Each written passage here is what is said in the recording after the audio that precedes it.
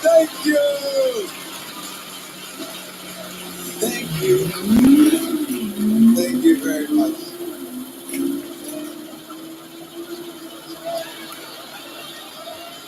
No, I'm not messing with anyone. Y'all like to kill. Oh, y'all think about that. Look at the brother. Hey, how you doing? The older brother sitting there in the middle. How you doing, man? Got the dead, got the little, I don't know what the color that shit is. The yellow jacket on. How you doing? You been around. I like you. You got that look like you've been around. Huh? How old are you? 35. Don't you love old people? You gotta respect them, man. They see you dancing and say, what that dance you doing there? Oh shit, that ain't nothing but the scroll. That's all that is. That's all that is. You ain't doing no shit, you ain't hear nothing. You like a very, like you go to church? Do you go to church a lot? All right, it's all right. Church, all right, man. Go to church, man. Be there. I'm with it. I got baptized, bro. There's just some phony preachers out there. I hope we can get them out of the church. It's messed up. It's messed up. They give you money and shit. That's not right. I think somebody set me up in church while I was baptized. You know how you get the Holy Ghost?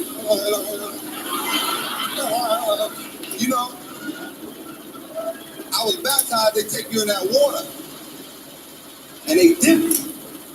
And they say when you come up, you're going to be talking in the unknown tongue. So I went to get baptized. They dipped me, came up. I came up. You talking in the unknown tongue. Fuck you, man. That water cold as shit. What the fuck I'm saying?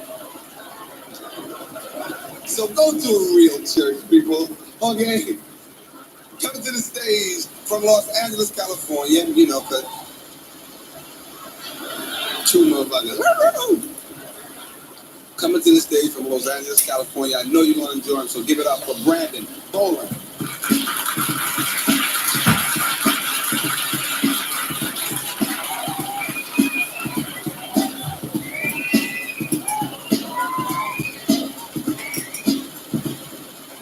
New York, what up?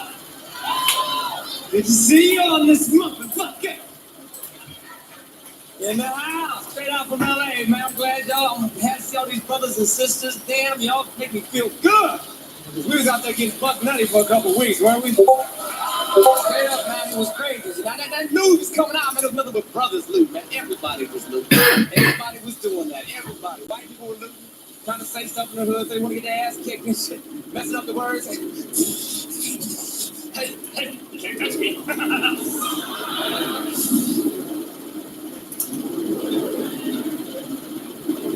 Trying to jump in at him. You know what I'm talking about? See, they can do that because the messages that people send out. Some of our brothers and sisters, they lose and they send those messages like Michael Jackson. Black and white, ain't that a bitch? See, when you got $3 billion, you can be ambiguous about that shit, right? Right? When you broke, you black as a motherfucker.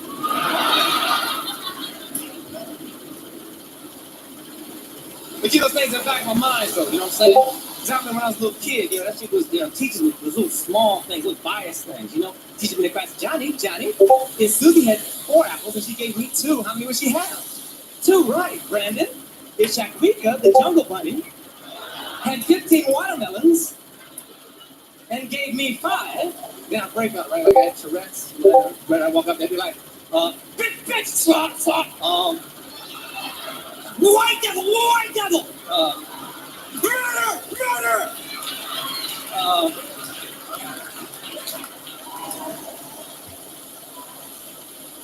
Right?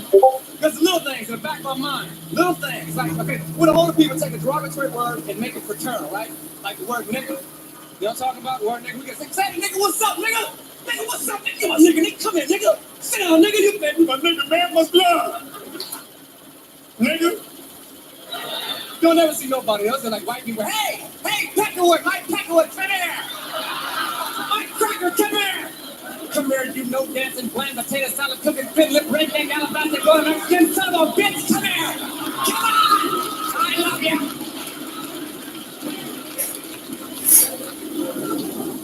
It's a big problem. Big problem we have. Like with our system. Wow. Look. It took me 19 years to realize this. There's nothing better for a black man than a black woman. Nothing in this world. That's right. Goddamn right. And you know, I tell my white wife every night, I say, baby.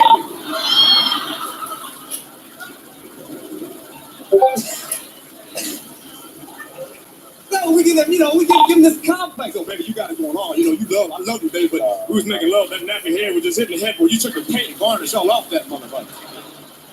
Make him do wild stuff. See, I want a sister. I want a chocolate sister. You know, the big noses, big now noses. Took the head back, I can see what she's thinking about. That's the type of sister I want. And big lips, big Bugatti lips. Lips so big she has to breathe them first when she speaks to me. Hi. And hair, you know, I don't care. I don't care if her hair is down here or if it's all right here. As long as it's hers. I went out with a sister and I knew it was her hair because it was this goddamn long. And she had curly iron burns all the way across her head. And every morning,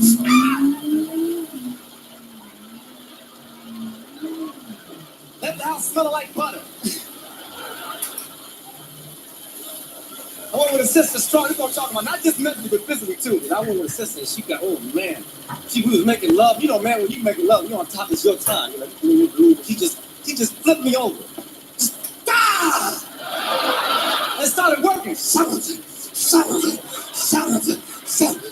Took me back to the motherland.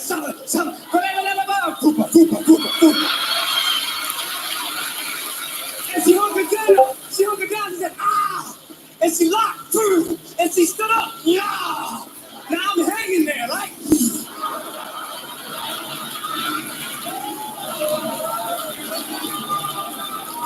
And she's not doing domestic chores, you know? Let me say something before I leave. I want to say something because this is very important. Look, I come out here, a lot of black comics don't get in front of our people much, so we got here grandstand, right? Now, if I say some things that are a little off, you know, it's because we don't get to do it a lot. I want to let you know, many people who are off-colored, not black, are Asians. And, I set you off, I said anything really, set you back, to offend you, I want to let you know, I meant it with goddamn word. Straight to the mind.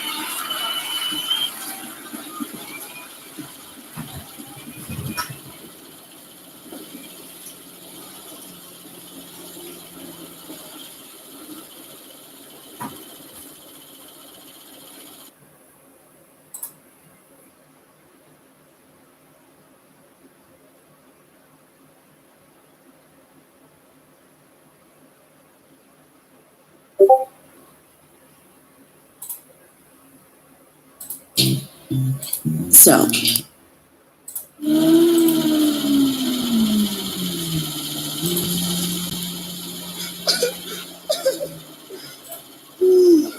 Yo, coming to the stage from my hometown, because we all of that in D-State, and we coming here to New York to do our thing, but I know you're going to enjoy this, brother. So give it up for my man, Dave Chappelle.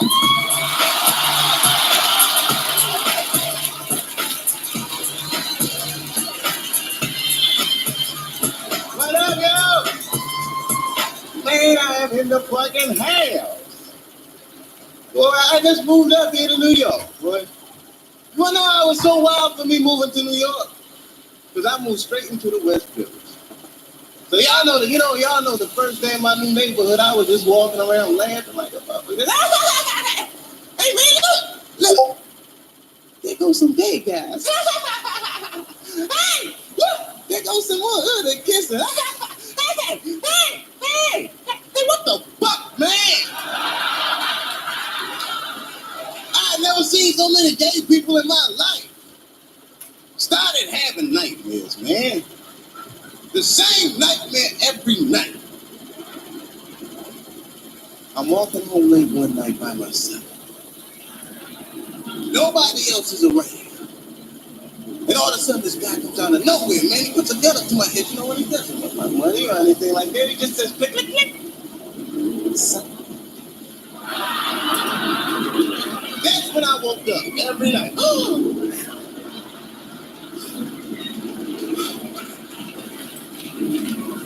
I told my boy about it. I said, man, I've been having this dream. You know what he said? He said, yo, Dave, I would bite his shit off. I don't have the heart to bite somebody's penis off. You be on man like, ah!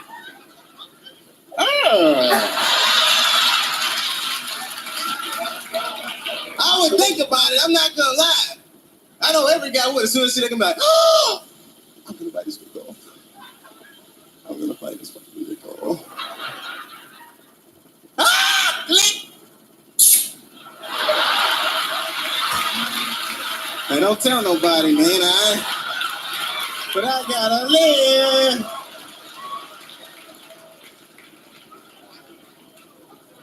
Well, fuck this. Y'all a hype-ass crowd, man. Hey, we ain't got a white guy in the house. What's up, man? Peace. I remember I went to a party with the white guy. He wasn't like, he was like real vanilla ice fish. Hey, brother just be like, hey, what's up, nigga? Yeah.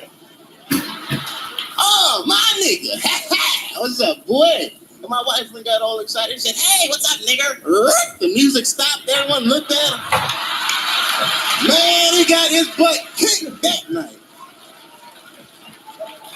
I mean, he got fucked up, I hated to do it, but damn. He was talking about my people.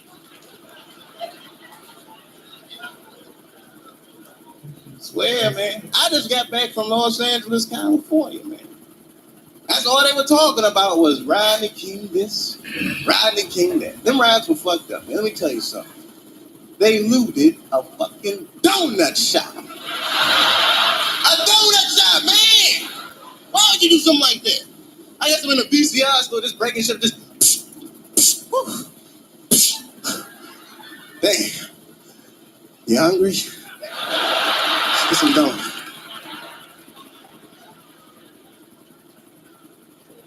We gotta remember, though, it is not all police officers that be beating people up. Just most of them. See, I understand how the police feel because I myself used to have the most dangerous job in Washington, D.C. I used to deliver pizzas for Domino's. They would rob me every day, man. I come to be like, hey, buddy, here's your pizza. Great. Put it on the table. I had to get a gun, man. Like, how many Domino's pizza boys have you seen carry a fucking gun?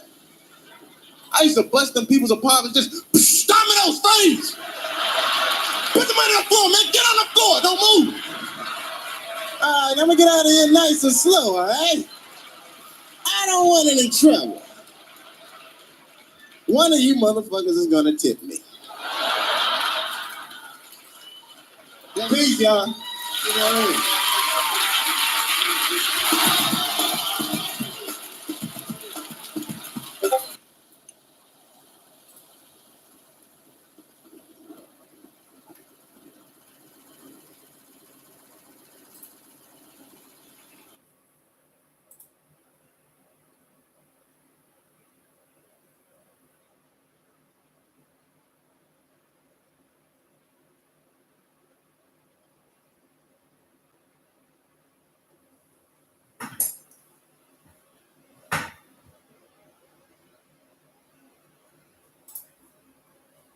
Hey there.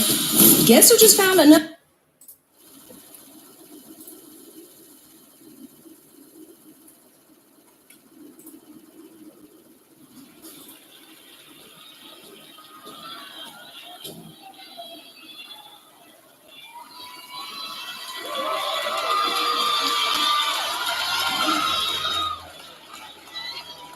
Shout out, girl. Give my man a round of applause. Kick the free. Give my man a round of applause. My motherfucker. Yeah, I got to. Hey.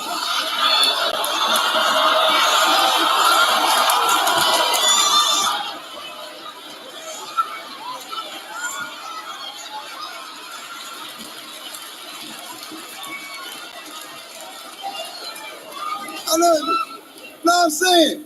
You my motherfucker. You know that. But you a big boy, man. How old are you? 19. Goddamn. Ooh, Lord. You ain't know that other big motherfucker. You know that big. You just big boy. I'm happy for you. You just hungry. Don't worry about it, though. You know you're a big boy, all right? Don't leave here crying. You cut on me and shit. I mean, don't leave here wobbling and shit. I'm fucking. Thank you for coming out, though, man. Black man. You a good-looking brother, too, man. Women don't care. That's all. You can be stay large. Don't try to trim down for no goddamn body. Just get some dollars in your pocket. You have ladies on your stomach like this. You so crazy. That cook for your ass every day. You want something to eat? What you want, a hamburger? Oh, okay. You want cheese on that? Oh, okay. All right? So just get paid. You're going to be all right. Like to acknowledge some people in the house. I want to thank y'all, first of all, for coming out. I'd like to acknowledge my partners right there. Both Derek Coleman, my man Billy Owens, thank you for coming out. Brothers from Syracuse now in the NBA doing their thing. Heavy D. Yep. See? Heavy up there. See? Heavy making money. That's my nigga there. That's my motherfucker there. And girls love Heavy, don't they, Heavy? Hi, Heavy D. How you doing? How you doing, Heavy D? Now, I got to ask you a question because these legs are throwing me. You got on shorts and don't be embarrassed now. Got to use a condom for that shit, though. You ever lose the motherfuckers, though? I'm saying, fellas, y'all know what I'm talking about. It's very hard to use them shit.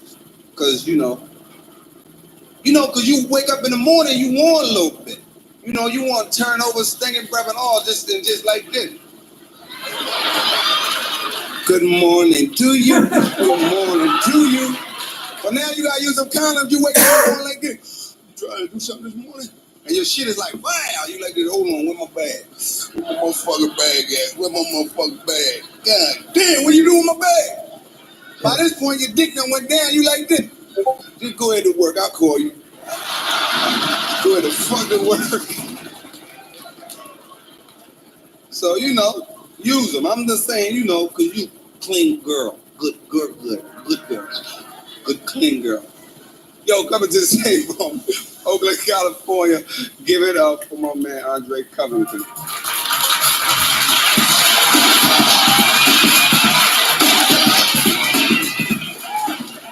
What's up, New York? What's happening, y'all? Good to be up here, man. I'm glad y'all came out, especially with this recession going on. How many people just got, broke-ass friends? That just, never have any money? Look at people pointing to hey, motherfucker, right here, man. Don't you hate it, man? Because you could tell when your poor friends call a house, because when your friends with money call, it's like, hey, man, what you doing? You eating? Well, look here, let me call you back.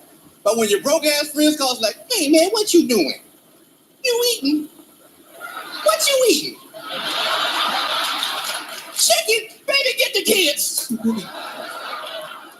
There's some fine women up in here, too, man. Damn, I was with this girl, we was making love, right? I was in there just waxing it. Thought I was waxing it.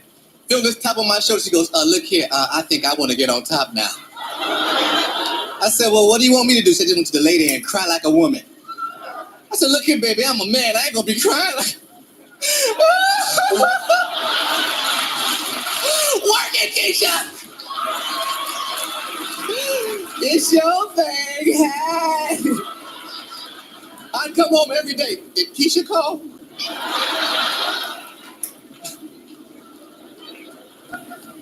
But I am a breast man, love breasts, man. How many fellas like breasts, man? Just look at that, fella. We just love some breasts, though. And see, women, y'all don't understand why we like breasts so much. Let me explain it to you. See, when we was babies, we would cry. Mother put a breast in our mouth. We would shut up. We like that. But y'all don't realize that still works this very day. Really, next time your boyfriend or husband at home, he's bitching about those bills and new shoes you just bought, throw a titty in his mouth. That's all. He'd be like, girl, every time I turn around, you buying shoes. I'm just getting... Well, go get another pair of shit. I hate it, though, when that gravity take hold, because, like, gravity and breasts do not get along at all, man. Because I walked in on my grandmother one time. I was like 6 years old. She didn't have a bra on. Looked like she had 4 arms, man. She was just...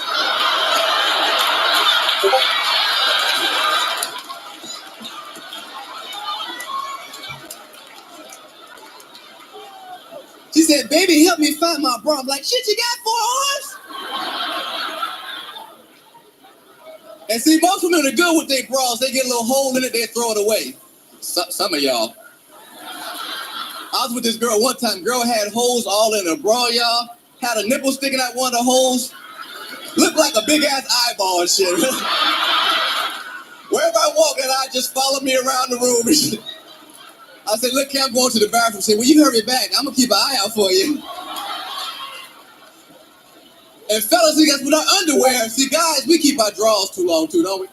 I got a pair of drawers so old, just a band and a label left, man.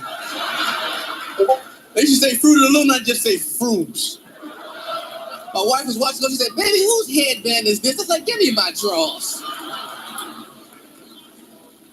All right, got here, but I got to say something to the young brothers out here, man. We got to go back. We got to talk to our younger brothers and set them straight, man. Teach them about our black history. Because we got brothers out now. I was with a young brother there. I said, man, how do you feel about apartheid? He's like, apartheid? Shit, I love the apartheid. I was at apartheid last night, man. And we got to educate white people, too, because the white lady came the other day. She said, let me get this right. Your grandfather, he was a colored. Your grandfather was Negro. Your father was black. You're African American. What do you want your kids to be? I said, just equal, baby. Peace, I'm out of here.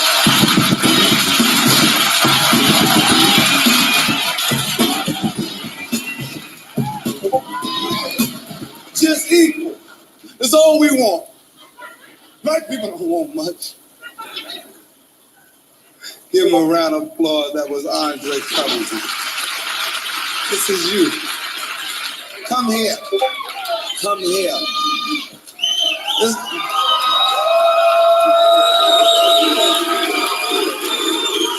is my girl, my ace, people gonna think we go together when I say girl, but this is a good friend of mine, Leslie, and you viewers don't get to see this. She's dances her ass off for everybody. Do the flip thing one time for me on television. They gotta see the flip. Yeah. No, Leslie, the split in the air thing. Hold on, motherfucker, Leslie. Hold on.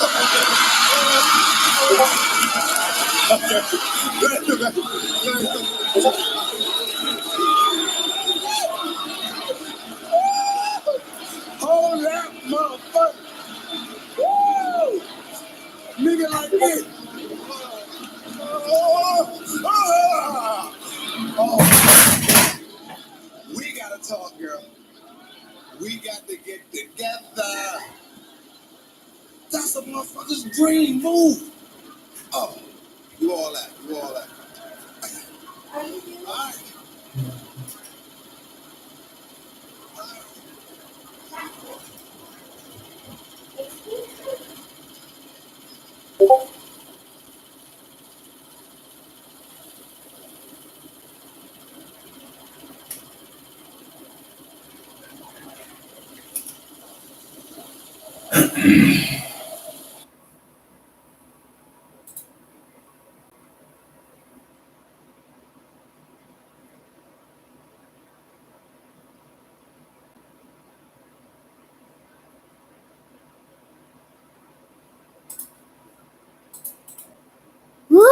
adapted.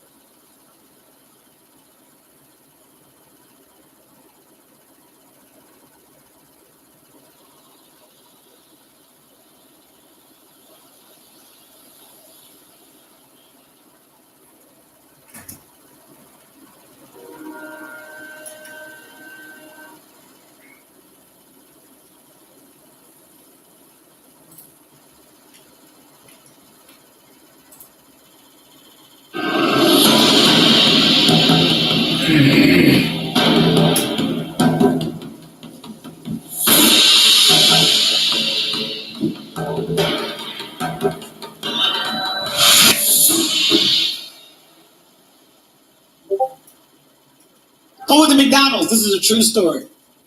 I go to McDonald's. I'm at the drive-thru, right? I want a Big Mac meal. I haven't had a Big Mac in the longest time. I'm so excited for this fucking Big Mac. Oh my God, I can't wait to get this Big Mac. I get the Big Mac. I'm so excited. I pull over in the McDonald's parking lot. I start fucking the Big Mac up. Smashing it all over my face, everything. I'm happy as hell. I turn to my left. It's a woman outside the window taping me. She said, "Got your ass." I got nervous. What the fuck is you doing, lady? She said, but I got your ass. What the fuck you mean, got my ass? What am I doing?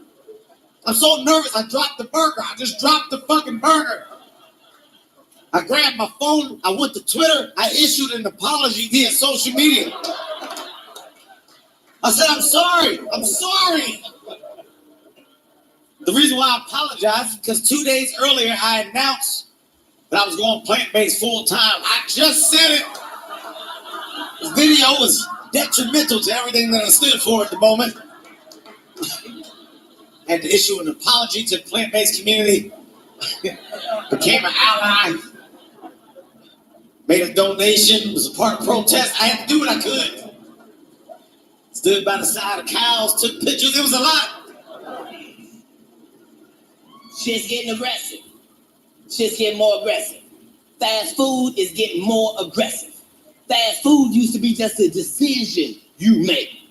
Now they're getting aggressive. And we gotta know when to draw the line. Taco Bell done started trying to trap niggas.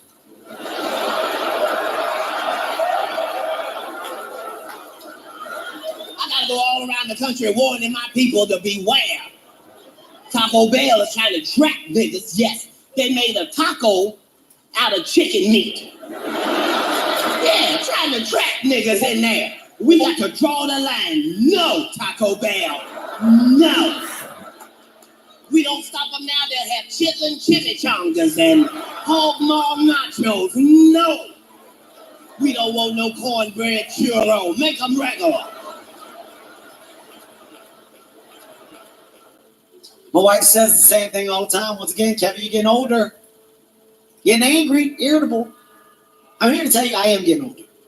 41 now, God. No, right? Where does time go? I was just 22 years old, man.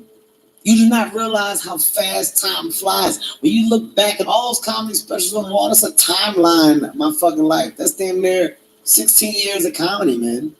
16 fucking years of comedy. Like, it's insane. 41. What happened? Shit changes at the age 40. You hear about it, but you don't believe it. Things do change. I'm here to tell you, shit does change. Biggest change to me after the age 40, the balls dropped. I got some length. Got some fucking length on my balls. I didn't ask for it. It just happened. I didn't even know. I was in the kitchen. Bent over to pick something up. My wife was like, why you got dice in your back pocket? I ain't got no fucking dice in my back pocket. Touch my back pocket. Oh, it's my balls. Goddamn, it's my fucking balls. How my balls get in my back pocket? What the fuck just happened to me? How long was I asleep? You stretched me out while I was asleep. The biggest thing for me is how content I am at this age, man. I am okay.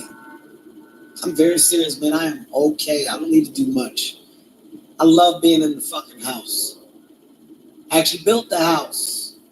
I thought me and my wife built the house because that's what we wanted to stay. We wanted to stay in this fucking house. Let's build our dream house to stay in it, not to leave it. Women got a problem with doing this thing called sitting the fuck down. It's very difficult for women to sit the fuck down. Sit the fuck down. It's a task for women. A woman's favorite line, let's go do some stuff. What stuff? Something. The fuck are you saying? Something. A bunch of men rejoicing. Yeah. Something, I don't know, something. You know, my wife's biggest problem is chasing her past. Trying to redo what she did when she was younger. Ladies, I'm here to give you a personal message. It's okay to get old. There's nothing wrong with getting old. There's nothing wrong with it. Stop fighting old age. The beauty of getting older is that you get to look back and realize all the dope shit that you overcame and that you did when you were younger. That's dope. Stop trying to run from that. Stop trying to redo that. It's over. It's fucking over. She told me the other day, she was like, babe, we should go out tonight. We should get fucked up. I said, absolutely not. No. Why would I do that? No. It hurts. It fucking hurts now.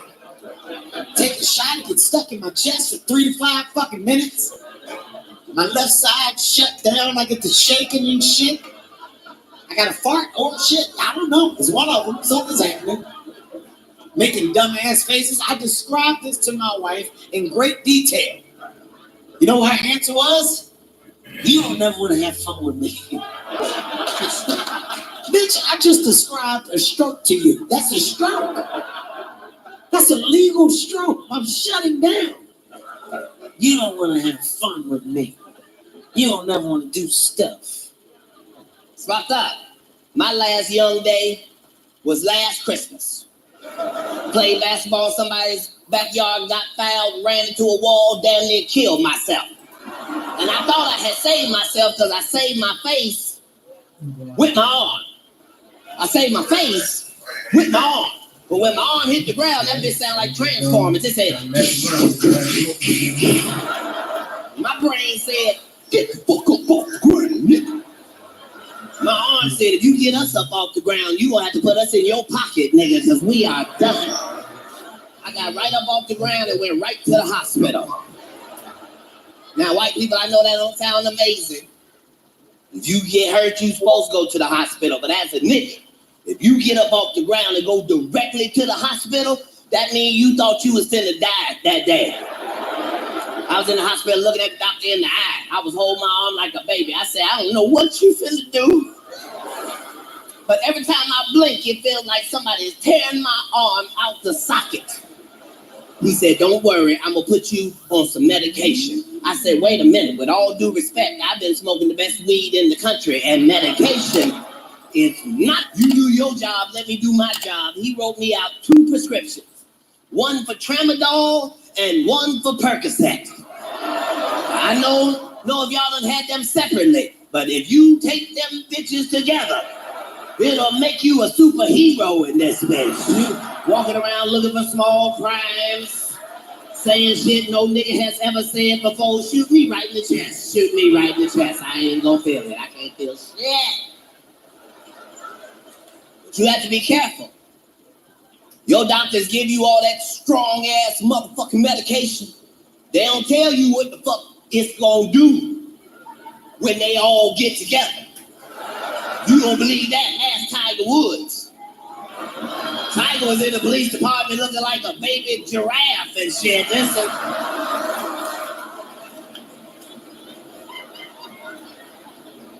One, two, three, 4, 5. Strong ass medication. You know, honestly, what makes me laugh? Hearing other people talk about sex. That's enough for me. Hearing other people talk about sex is the funniest shit in the world. Funniest people to listen to talk about sex are my nephews. My nephews are 21, 22 years old. It's the funniest shit that you will ever hear, man. It's the funniest shit you'll ever hear, but they don't offer the information. You got to bait it out of them. You got to set a trap, see if they fall for it. I set the trap, they fall in it every time. I just come in the room hot. Y'all ain't fucking yet. They take the bait every time. Who ain't fucking? Every time. Who ain't fucking? I know you ain't saying me. I know you ain't saying I ain't fucking. I'm fucking. I know you ain't saying me. Go ahead, huh? You ain't fucking, bitch. I know your young ass ain't fucking. I'm fucking, What you doing? Tell me what you doing there. No, I ain't telling you. Because if I tell you, you're going to try to put it in one of your little comedy shows. I ain't fucking talking about you. Shut up. The hell I'm going to put you on my comedy show for? I got jokes. I don't need you. What you doing? Give me the nastiest thing that you've done. No judging? No judging. What I'm going to judge you for? All right. Nastiest thing I've done. I went to the movies with this girl. We go to the movies. She told me to get a large bucket of popcorn. I get the bucket of popcorn. I sit down. She cut a hole in the bottom, told me to put my dick through the hole. She gave me a butter beat off. I said, what the fuck? Listen, I caught myself. I had to act like I knew what it was.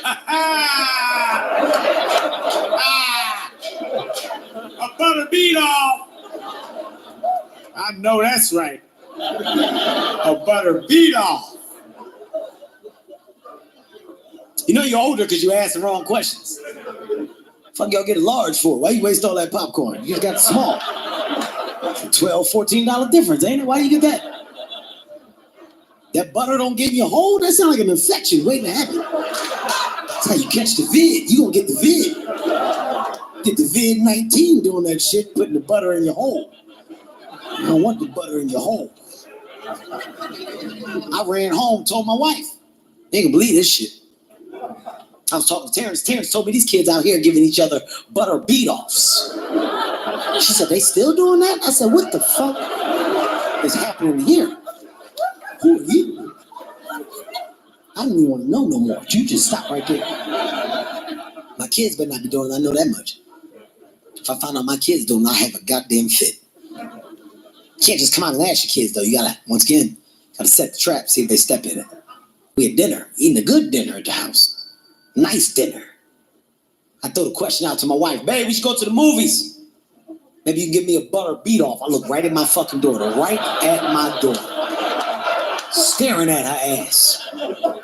She didn't budge. She was cool as a fan, eating the food and shit. I've never been more proud as a father. Thank you, God. Thank you, God. She don't even know what the fuck it is. Thank you, God. Turn this way. My son was like, oh, yeah. He said, yeah. You better get the large, Dad. You want that butter in the hole, you'll catch the vid. Again, you don't want it twice. You don't want back-to-back cases of the vid, Dad. But I didn't bring up Viagra to talk to the men. I brought up Viagra. I've been talking about it for 2 years. It's finally happening this year. 2018, they're going to be selling it. It's going to change everything. They are finally finna sell female Viagra. Did you hear that? That wasn't women. That was old vaginas waking up for the first time tonight. What did that nigga say? She ain't gave that pussy away since the prohibition. That's fresh. She got cobwebs on it and everything is fresh. Saran wrap. That's right, ladies. Female Viagra is coming. It's finna change everything. Pussy game is already vicious. Wait till this old kitty cat get back on the market. They say the female Viagra is stronger than the men's. Yeah, they say even if you 62, it'll bring you back to when you was at your hottest. Look at the cougars.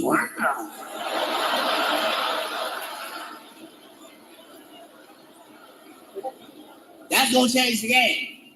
Right now, these young girls is running things. But you wait till that old classic get out. Men know it ain't but two types of pussy, the old classic pussy and the new classic. That old classic is a classic for a reason. It's got its own. Young girl, you just get into the bed and start fucking, not that old classic. You got to warm up that engine first. You got to prime that engine, you.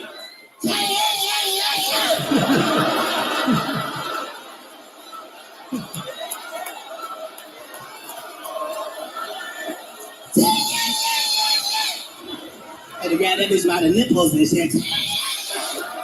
Had to keep checking the fluid. She ain't ready yet. She is not ready. You gonna know when she ready too, cause she gonna crank up. Like, this bitch got a 450 under there. This is a real classic right here. That's that old classic. Young girl wanna come all night long. Not that old classic. She just wanna come one time. She wanna come hard as hell. She wanted to shake the room. Boom!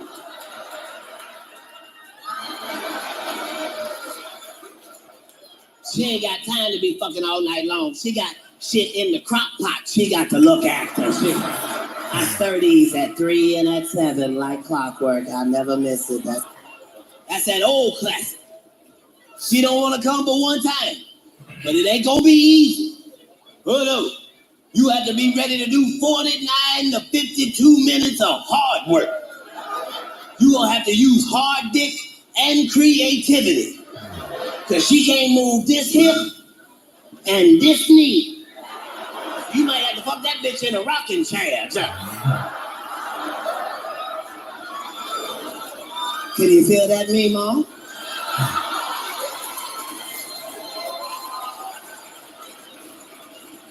That's that old classic. Just saying, do more fucking. Some of you women right now are lucky. You are sitting right now with a man with great dick. Don't make no noise. Y'all know how these Jacksonville hoes is. As soon as y'all made some noise, that bitch look like vultures.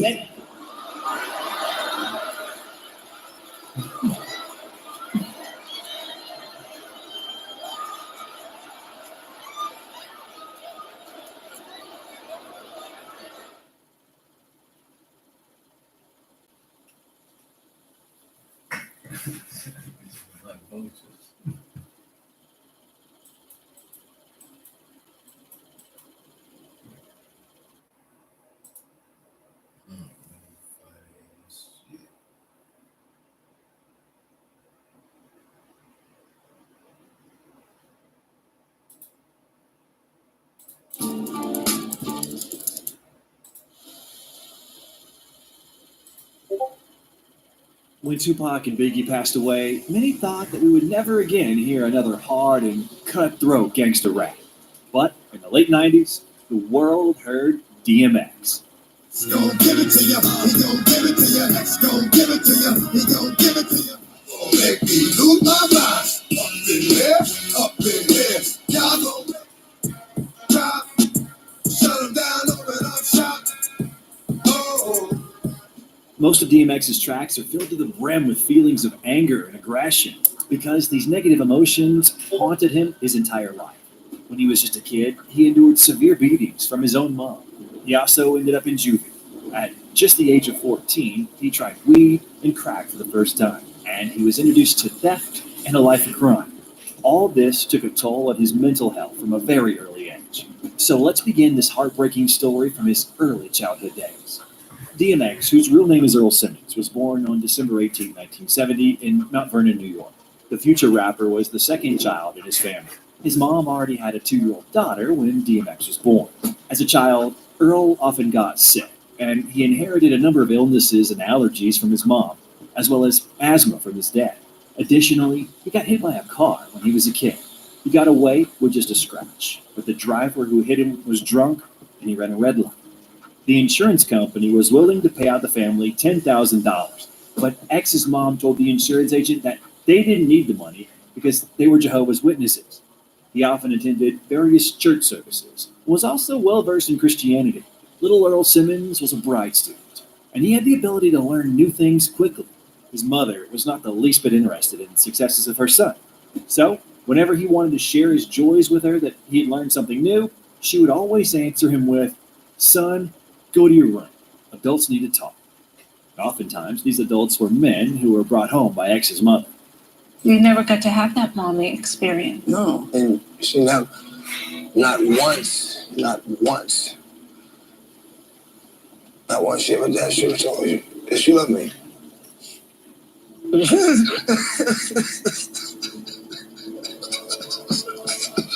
The lack of attention received from X's mother led him to the streets. He began to walk out late without permission, sometimes skipping school. He engaged in petty theft in local supermarkets.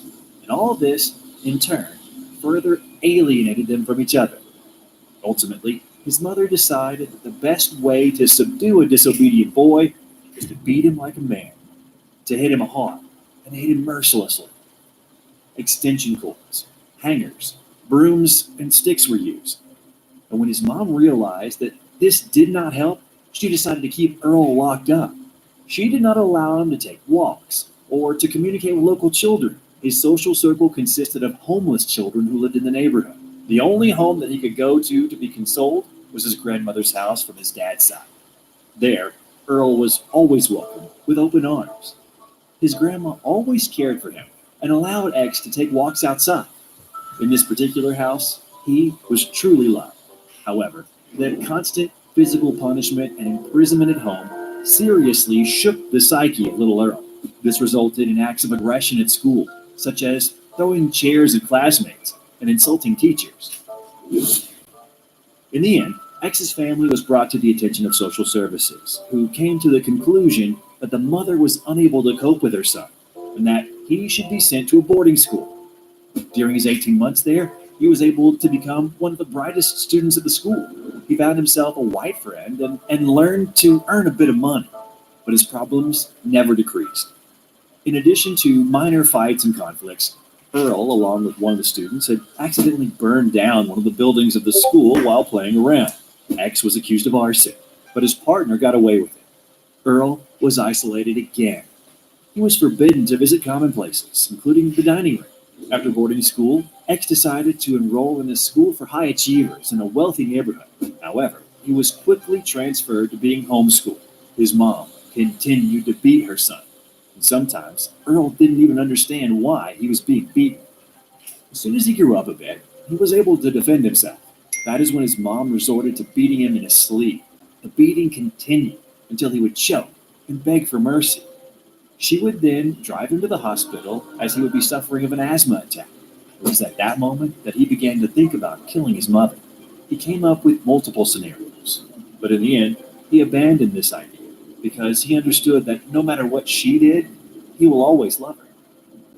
He had a dad who was homeless and earned enough money for food by selling his own paintings. They often met up, but his dad eventually left. which caused DMX to resort to the streets once again.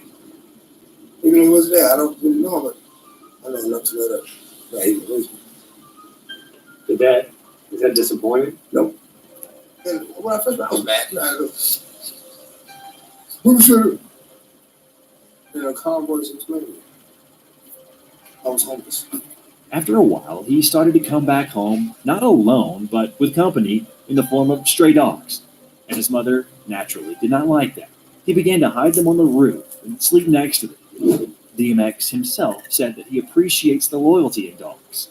In addition, they gave him security on the streets. A dog doesn't know how to lie to you. Dog doesn't know how to be fake. It is what it is. His mom then took him to the Children's Village shelter under the pretense of a tour and left him there. 6 months later, X was waiting to be taken home for the holidays like all the children there. But his mom called the shelter to tell them that X shouldn't return home. He was the only child of the orphanage who was not taken home during the holidays. The anger and hatred he had against his mom began to grow and get fiercer. It is hard to imagine what the little boy felt at that moment. However, he found an advantage of staying at the shelter as he began to get introduced to hip-hop there. He took his first steps towards composing rhymes, but he eventually settled on beatboxing. He took on the nickname of one of the best and most popular drum sets at the time, the DMX.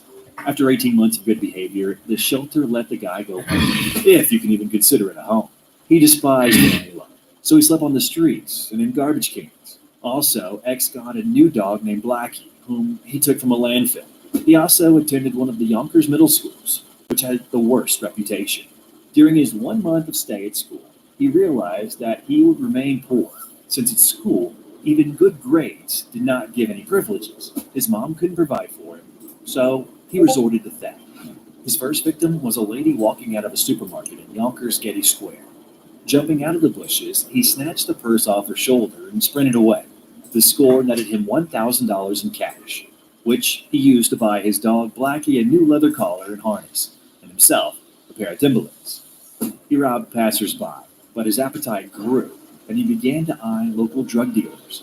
He would just wait for the so-called end of the dealer's working day, come up to him, and take all his cash from him. Robbery had become commonplace for him. He robbed 3 times a day, and then he found himself more like-minded people at school, and robberies became easier and more accessible. By the way, about drugs. He didn't know just how much he would suffer later on after he tried weed and crack. The joint was given to him by Reddy Ron, a local rapper, and Simmons' future mentor. He tried this film at the age of 14. In 1986, his faithful friend Blackie was shot dead by the police, and DMX went to juvie for 2 years. However, he didn't stay there for too long, as he escaped and returned to his grandmother. A few days after regaining his freedom, his mom came knocking on their door alongside the cops. She said that her son needed to be responsible for his actions and that he should go back to jail. After getting out of jail, he acquired a new hobby, stealing cars. On a joyride in the Hamptons, the cops pulled him and a friend over, leading to a bid in the Suffolk County Correctional Facility. After a stint in jail, Simmons got serious about rapping and began selling mixtapes to build a fan base. Home of the brave, suckers acting like they want it, end up in a grave. Say what? I'm DNX, but my name ain't Dave. Step to my title and I crash a wave. Building number 80, where I LIVE come through on the late night tip and you can see. In 1992, Columbia Records signed DMX to the Rough House Records, where he released his debut single, Born Loser.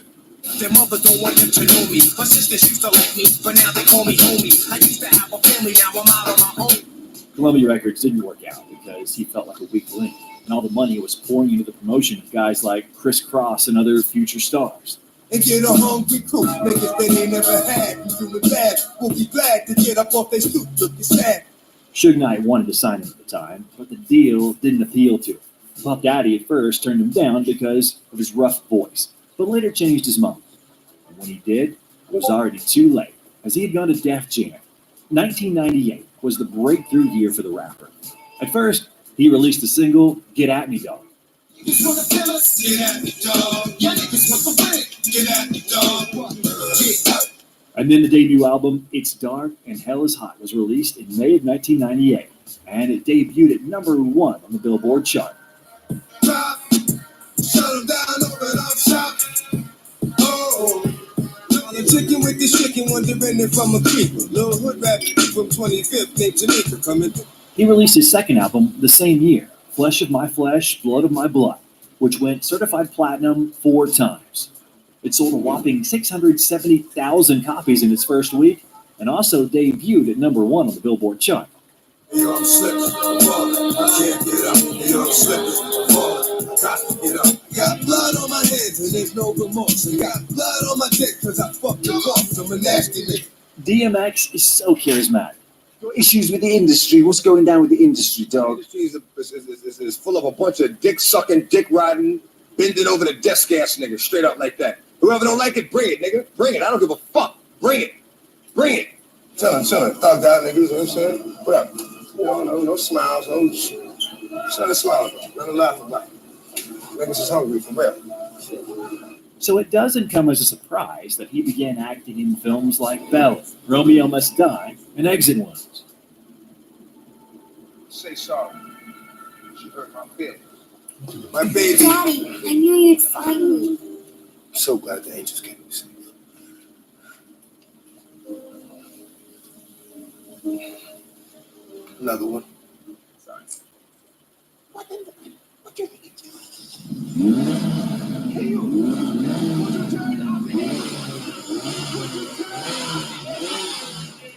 Dog, I meet with it, discreet with me, street with me, slash, Cocoa Puff, sweet with it. Oh, make me lose my mind.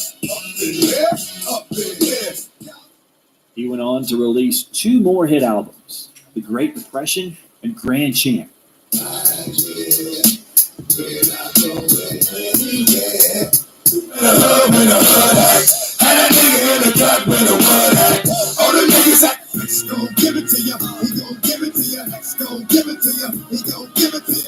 By the way, the name of this album is connected to the death of his grandmother, who, as we already know, was one of the few who really cared and loved little Earl Simmons. Miss you, it ain't been the same. I drop a tear when I hear your name. Mariella Holloway. Who's the winner? Where my dogs at?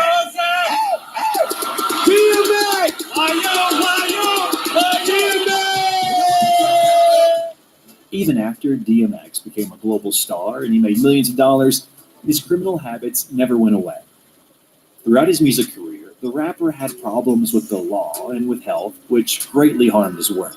Between 2000 and 2001, he served time for possession of marijuana, driving without a license, and assault for throwing objects at prison guards. In 2002, after a failed attempt in rehab, he pleaded guilty to 13 counts of animal cruelty, 2 counts of maintaining a nuisance, and 1 count each of disorderly conduct and possession of drugs. Eventually, he was released and had to pay fines and do community service, and also star in public service announcements against the dangers of guns and animal abuse.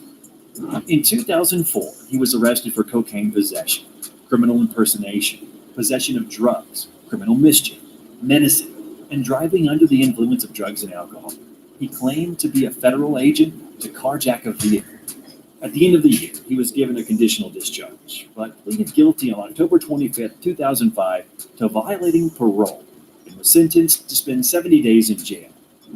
All this took a toll on his career, with Year of the Dog again selling 125,000 copies in its first week, marking it the first time that an album of his doesn't debut at number 1 on the Billboard chart. You know that I'm gonna find, it's all the time. Show me how to teach the mind. Show me how to eat. That nigga's sloppy. What would the game be without me? Nada. That's talk. DMX's popularity gradually declined. Fans began to become disillusioned with their idol.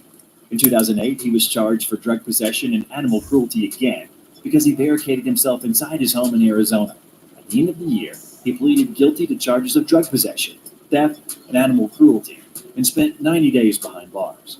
On May 22, 2009, he entered a plea agreement for attempted aggravated assault. The following year, he served 4 months for violating probation and was released on July 6, 2010. After he was out of jail, he got offered a television pilot that would follow his recovery. The filming had begun, but X got arrested 3 weeks later, and the development of the series had been canceled.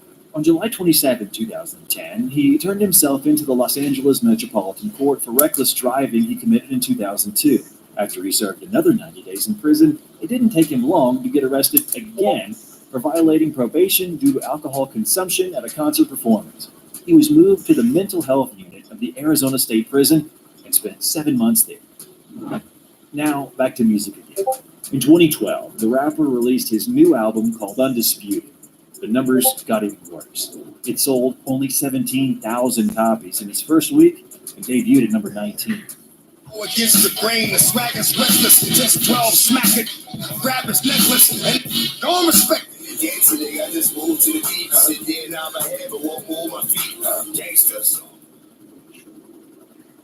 That's so it. What's the thing? You're supposed to move around the little thing. What's this? No, this is Like many struggling with addiction, DMX suffered his fair share of moments of recovery and relapses. In 2011, the hip-hop icon had a stint of sobriety and accredits his children for this motivation to stay sober. Unfortunately, his sobriety didn't last very long, and his battle with substance abuse persisted. In 2016, DMX's addiction to crack cocaine and other illicit drugs took a turn for the worse when he was found unconscious from an overdose outside a hotel in New York. When police arrived on the scene, DMX was not breathing. Medics had to administer Narcan, an emergency medication used to treat opioid overdoses. Luckily, DMX became semi-conscious and was rushed to the hospital to receive treatment. Later in 2018, the rapper was on trial for 14 counts of tax fraud and relapsed on cocaine and oxycodone after leaving a court-ordered addiction treatment program. Due to this, the judge ordered DMX to be remanded to jail pending his trial. After pleading guilty on all counts, DMX was sentenced to 1 year in prison and 3 years of supervised release. Right at home in the dirty trenches, first offenses, first and seconds, like when I roll, worst offenses, senseless slaughter. You go but doing everybody got it. The rapper was ordered to pay $2.3 million in restitution to the government and enroll in another outpatient addiction treatment program upon his release. Because of all this, DMX recovered and began to look worse. But the energy he had in live performances remained just as it was. That even Snoop Dogg was shocked. Shit, That was that one. that was the one me and my niggas go crazy for. That was that one. He took her home and stole out of her bag. Right. That's the G shit right there. Going that up one. bag, purse first, ass right. One more fact that not many people know is that A$AP Rocky and Skepta's Praise the Lord was inspired by DMX's Who We Be. I saw, I came, I saw, I praise the Lord, and break the law. The hugs, the love, the stars, the funerals, the wakes, the churches, the coffins, the heart. In October of 2019, the singer and songwriter took to social media to announce the cancellation of his upcoming concerts to return to rehab once again. If I was to drop it right now, my last thought would be, I've had a good life. But on April 9, 2021, DMX officially died of a cocaine-induced heart attack that caused circulatory problems in his brain. An analysis of Simmons' urine showed the presence of cocaine. The medical examiner's office did not perform an autopsy, as they determined the cause of death based on documentation furnished by medical professionals and police, the source said. The source explained that someone had called for emergency help at 10:03 p.m. on April 2nd. The paramedics were dispatched 1 minute later. They arrived on the scene at 10:09 p.m. and started trying to revive Simmons at 10:10. There was about a 30 to 40 minute interval between the arrival of paramedics and Simmons' arrival at the hospital. Although his heart was revived at one point and there was a pulse, his brain was already dead. The last album, which was released after his death, is called Exodus, which received positive reviews from music critics. Around here, nigga, we grown. Start applying to give a dog a bone. I'm taking half. It's my out there, it's my out there, that's my out there, that's my out there. This was a story of DMX. Thanks everyone for watching. Subscribe to the channel, and I hope you take a look at the next video about Chris Cross. Bye, everyone.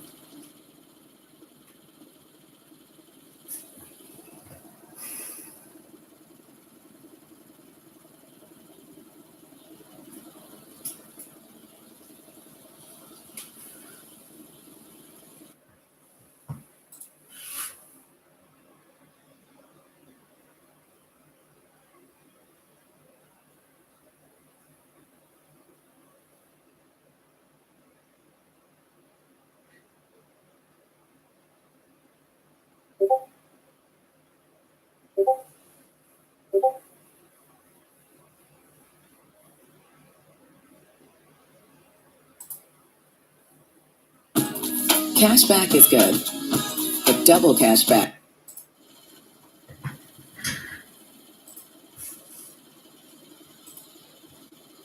Eazy-E's life was brief and eventful. Born Eric Glenn Wright in 1964, Eazy-E changed the rap world. Seemingly nothing can touch the unassailable legacy of Eazy-E, the godfather of gangsta rap.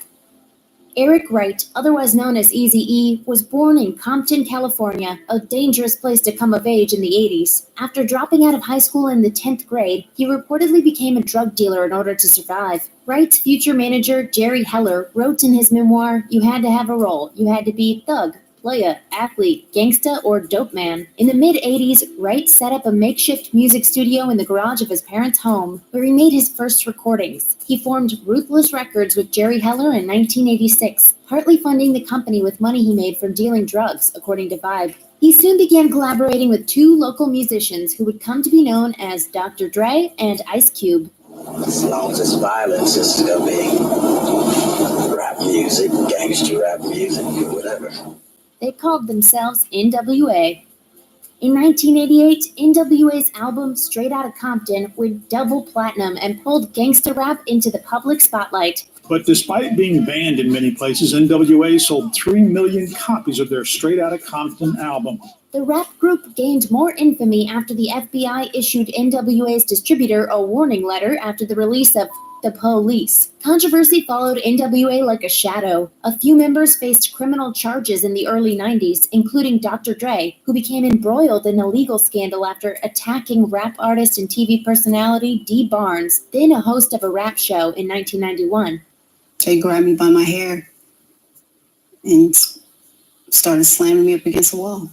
Dre also submitted to house arrest after assaulting a record producer and a police officer. Meanwhile, Eazy-E found another way to court criticism. In 1991, he attended a fundraising lunch for then-President George H.W. Bush and even donated to his cause. Before the Republicans realized it was all a computer foul-up, Eazy-E just sent in the money and was made an official member. Basically, what I did is I paid $1,500 for $1 million worth of prep. NWA didn't last. In 1989, Ice Cube left the group after a dispute about royalties. The rap group continued releasing music without him, with several tracks attacking Ice Cube for his perceived betrayal. Cube responded in turn, criticizing NWA, Jerry Heller, and Eazy on a number of solo tracks, most notably on No Vaseline. In 1992, Dre also became unhappy with Ruthless Records. He and fellow NWA member, the DOC, left to join Suge Knight's label, Death Row Records. Suge tried to destroy my record company with the help of others. Dre. Only 6 years after Eazy had started NWA, the rap group was over. What happened with NWA? Basically, the breakup, I think it was like egos. I don't know. As early as 1994, Eazy began experiencing the symptoms of an apparent bout of asthma. It wasn't until early 1995, however, that he finally checked himself into the Cedars-Sinai Medical Center in Los Angeles. To his surprise, the doctors diagnosed him with AIDS. A hardcore rapper who celebrates sex, crime, and violence in his music is in a hospital tonight with AIDS. Eazy's condition worsened quickly. Knowing the end was near, he issued a statement to fans, warning them to, quote, learn about what's real when it comes to AIDS, and signing off with a final message. Just remember, it's your real time and your real life. In 2016, his son, Lil Eazy-E, recalled his father's final moments in an interview with Vlad TV. I went to see him and really more so just him kind of crying and me crying. So, you know what I mean? There was no more words. He took all of that street knowledge and hustling on the streets and brought it over to this thing that he was doing, you know what I'm saying? And super smart, creative. Eric Wright's spirit lives on in his 7 children, including his daughter, rap artist E.B. Wright, who began working on a documentary about her father's life in 2013. In 2015, she told the website Dad's Hot, I mean, I'm just pretty much going to touch on every little thing that people want to know about and things that people don't even know that they want to know about yet. It's going to be very jaw-dropping, absolutely. That same year, Eazy-E was the subject of the Oscar-nominated film Straight Outta Compton, which charted the rise of NWA and was dedicated to Eazy. Actor Jason Mitchell portrayed him in the film. Not only do I get to rehumanize him, but I also get the ultimate challenge as an actor to really embody that person. More than any other musical genre, it seems like the world of rap is a particular magnet for tragedy. Sadly, all too many stars of hip-hop have died far too early, many at the peak of their fame and influence. Here are a few of the rappers who died tragically.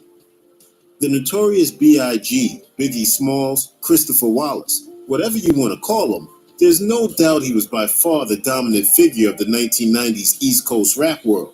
Biggie's two studio albums, 1994's Ready to Die and 1997's Life After Death, sold many millions of copies and rank among the most acclaimed hip-hop albums of all time. He had a hypnotic, eloquent, and inimitable flow, which brought to life many canonical, catchy, and catchphrase-generating smashes like Juicy, Big Papa, Hypnotize, and Mo Money, Mo Problems. And that's to say nothing of his affiliation with Junior Mafia or his star-making work with close friend and producer Sean Puff Daddy Combs. After leaving a music industry event in the early hours of March 9, 1997, Wallace was riding in the passenger seat of a Chevrolet Suburban when another vehicle drove up and opened fire. While no one was ever arrested or held accountable for the killing, the Los Angeles County Coroner's Office released their autopsy report 15 years later. According to the document, Wallace was shot 4 times. When Wallace arrived at Cedars-Sinai Medical Center, he was suffering a cardiac arrest event related to the shooting trauma and was soon pronounced dead. The notorious B.I.G. was just 24 years old. We look at that from a selfish side, like, that guy died. Oh, it's so sad. Why is it sad? He's away from all of this bad stuff that's here on earth. In the 90s, the East Coast had Biggie Smalls, and the West Coast had Tupac Shakur. After cutting his teeth with Digital Underground, Tupac went solo, releasing 4 classic albums during his lifetime that showcased not only his guttural voice and his hard-as-nails views on the world, but also his versatility. Shakur released tons of music, but expressed himself with acting too, appearing in movies such as Juice, Above the Rim, and Poetic Justice. On September 7, 1996, Shakur went to Las Vegas to see boxer Mike Tyson fight Bruce Seldon at the MGM Grand. After a scuffle with a gang member in the casino, he got into a BMW with Death Row Records boss Suge Knight. On the way to a club where Tupac was to perform, a white Cadillac pulled up alongside the BMW, and a still unknown assailant fired 13 rounds into the car. 4 of them hit Shakur. At a local hospital, the rapper endured several life-saving surgeries, including the removal of a badly damaged lung, and was placed on a ventilator and respirator. After a brief resuscitation, Shakur succumbed to his injuries and died 6 days later. He was 25. After hip-hop had ventured into more psychological, introspective territory courtesy of the stars of the 2000s, Nipsey Hussle brought back a lot of what made gangster rap so captivating in the 90s. A former member of the Rollin' 60 Crips gang in Los Angeles, he documented and worked through those experiences on a slew of mixtapes, a couple of dozen singles, and just 1 studio album, Victory Lap, a platinum seller and Grammy nominee for Best Rap Album. Hussle was just as devoted to ending LA's violent street culture as he was to documenting it. The rapper owned a strip mall located in the somewhat rough Crenshaw Boulevard area where he'd grown up, and he had plans to build homes and stores to reinvigorate and change the area for the better. The area was home to Marathon, Hussle's clothing store, and while standing outside of it one day in March 2019, he was killed in a drive-by shooting. The rapper and anti-violence advocate was 33. Just as rap was earning mainstream appeal and approval via a slew of talented but widely palatable 80s acts, along came NWA. The group virtually invented gangster rap, a subgenre that detailed the shocking and often violent world of inner-city Los Angeles, in which the group's members were born and raised. NWA brought a new kind of storytelling and a fresh point of view to popular music with albums like Straight Outta Compton, and also launched its members to stardom, and Eazy-E was among them. Otherwise known as Eric Wright, the gang member turned musician possessed NWA's most distinctive voice and contributed to some of the group's most iconic works. After an ugly feud split NWA in the early 90s, Eazy embarked on a highly successful solo career. In February 1995, Wright, who'd long suffered from asthma, checked into the intensive care unit of Los Angeles' Cedars-Sinai Medical Hospital. He assumed he was suffering from a worsening bout of asthma, but he was wrong. Shortly after, Doctors diagnosed the rapper with AIDS. 10 days later, complications from the disease took his life. Eazy-E was 30. In 2010, Mac Miller made an auspicious debut with the mixtape Kids when he was just 18 years old. That spawned the hit Knock Knock, and in the following year, his first studio album proper, Blue Slide Park, topped the Billboard album chart. For the rest of the decade, Miller was among the most popular and prolific voices in hip-hop, producing for other rappers, starring on his own TV series, and releasing 4 more albums and many, many singles. But Miller's life was sadly struck down right at the peak of his fame. On September 7th, 2018, a friend found Miller in his home in California's San Fernando Valley.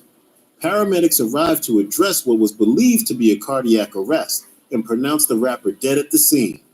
A toxicology report from the Los Angeles County coroner ruled that Miller died from an accidental overdose of cocaine, alcohol, and the powerful painkiller fentanyl. He was just 26 years old.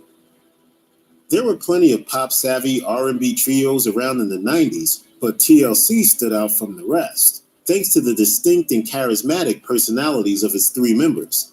The L in TLC was Lisa Left Eye Lopez, the rapping complement to her singing cohorts T-Boz and Chili.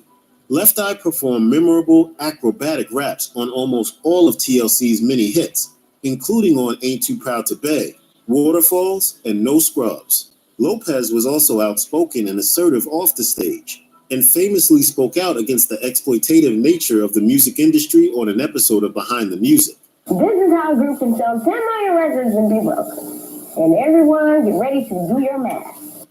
Lopez maintained a home in rural Honduras and was driving an SUV while visiting the country one day in April 2002. Tragically, she lost control of the vehicle and it ran off the road and turned over multiple times. There were 7 other people in the SUV, including Lopez's 2 siblings, the R&B trio Egypt, and 2 producers working on Lopez's documentary. All were treated at a hospital and released, but the accident killed the TLC rapper. Lopez was 30 years old. Back in the early 80s, the Beastie Boys were a group of New York rockers so taken with the city's burgeoning rap scene that they abandoned their punk rock sound to become a hip-hop group, but kept their hard rock backbone. Adam Horovitz, Mike Diamond, and Adam Yauch exposed suburban audiences to rap for the first time, and in doing so, became one of the genre's earliest and most successful acts. But tragedy struck in 2009 when Yauch noticed swelling in his throat. Tests revealed this swelling to be the result of a cancerous tumor in his salivary gland.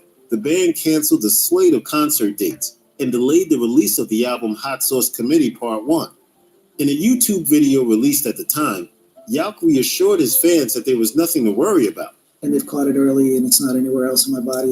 And so that's the good news. Sadly, however, he didn't recover.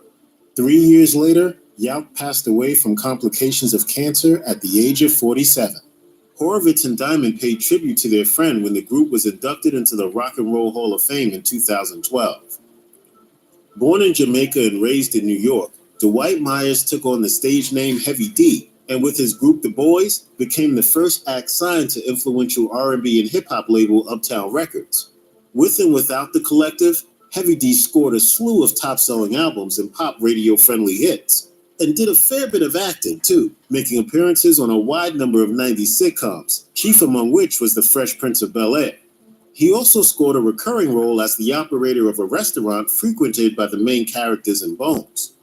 In November 2011, however, Myers collapsed at his Los Angeles home, and paramedics rushed him to Cedars-Sinai Medical Center.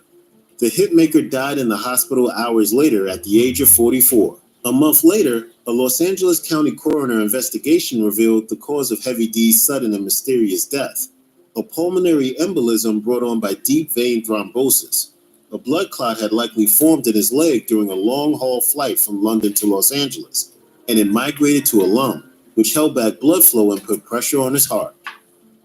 Big Punisher's career was only getting started when his life came to a tragic end. After his first verse in 1995 on a couple of Fat Joe tracks, Big Pun released his debut studio LP, Capital Punishment, in 1998. And a year later, he was all over Collective Terror Squad's The Album. Big Punisher also had a series of solo smashes like I'm Not a Player, It's So Hard, and How We Roll, and crossed over to pop radio with guest spots on Jennifer Lopez's Feeling So Good and Joe's Still Not a Player. Born Christopher Rios, Big Punisher was a large man, with his size reflected in his stage name, and that, sadly, is what led to his fatal health problems. The rapper started to rapidly put on weight in his late teens, and press materials claimed he ended up around 400 pounds. In the summer of 1999, he lost 100 pounds via a Duke University program, but left early and returned to old habits, and the weight soon returned. In February 2000, authorities were summoned to his hotel room in White Plains, New York, after being told that the rapper was struggling to breathe. He was transferred to a hospital where he was later pronounced dead. Rios weighed 698 pounds at the time of his death, and his heart had expanded to 3 times that of a normal, healthy size. Big Punisher was 28 when he died. Staten Island's own Wu-Tang Clan is arguably the greatest collective in rap history, boasting 9 full-fledged members who each brought their own unique contributions to the enterprise. They're also responsible for all-time classics like Enter the Wu-Tang 36 Chambers and Wu-Tang Forever. Russell Jones, otherwise known as Old Dirty Bastard, is likely the most famous Wu-Tang rapper, what with his distinctive vocal range, wild style, and flair for both the dramatic and comical. Also known by the stage names Dirt McGirt, Osiris, and Big Baby Jesus, ODB shined on Wu-Tang standards like Protect Your Neck, along with his solo singles such as Got Your Money. In 2004, however, ODB was at a New York recording studio working on his 4th solo album, Osiris, when he suddenly collapsed without warning. By the time medical authorities arrived, the rapper was already dead. A few weeks later, the NYC Medical Examiner released the results of an autopsy. A toxic combination of cocaine and tramadol, a prescription painkiller, had caused a heart attack. ODB died just a few days before his 36th birthday. Many rappers try to convey a certain lifestyle of material success. These artists don't want to just talk about watches, jewels, and stacking paper. They also want to walk the walk, too. But it doesn't always work out like that. Here are some big talking rappers who've gone totally broke. For 50 Cent, cash flow at one point seemed to be endless. In 2015, the New York Post reported he'd sold almost 30 million albums, made a reported $60 to $100 million on his investment in vitamin water, had endorsement deals with companies including Reebok and Right Guard, and owned a successful record label and clothing company. The Washington Post estimated his net worth at $500 million in 2010. When 50 Cent filed for bankruptcy in 2015, he was making $185,000 a month, but $72,000 of that went to his 18-bedroom house, which is far from his only monthly expense.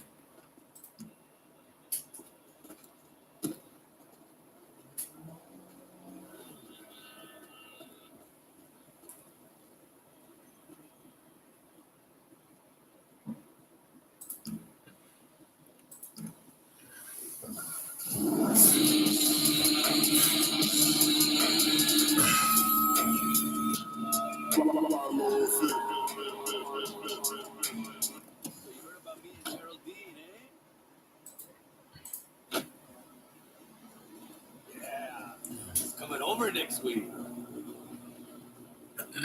I'm totally getting laid and shit.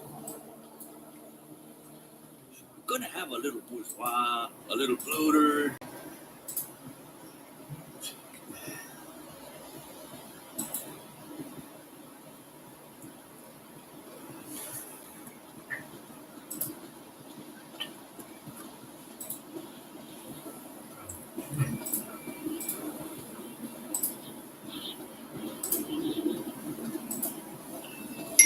Yo, what's up? Yeah, man, I can't wait to go on vacation and hit up some of those Mexicans.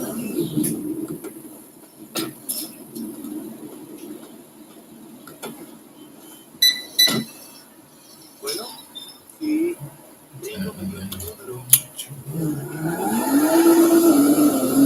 ¿Y cuándo me va a salir?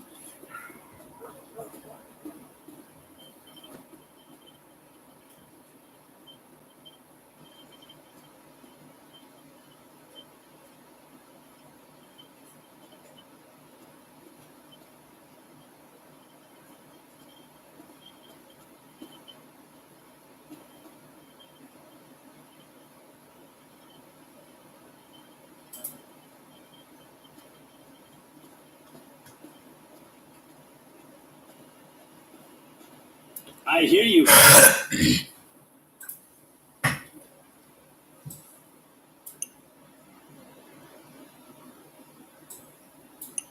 You're telling me.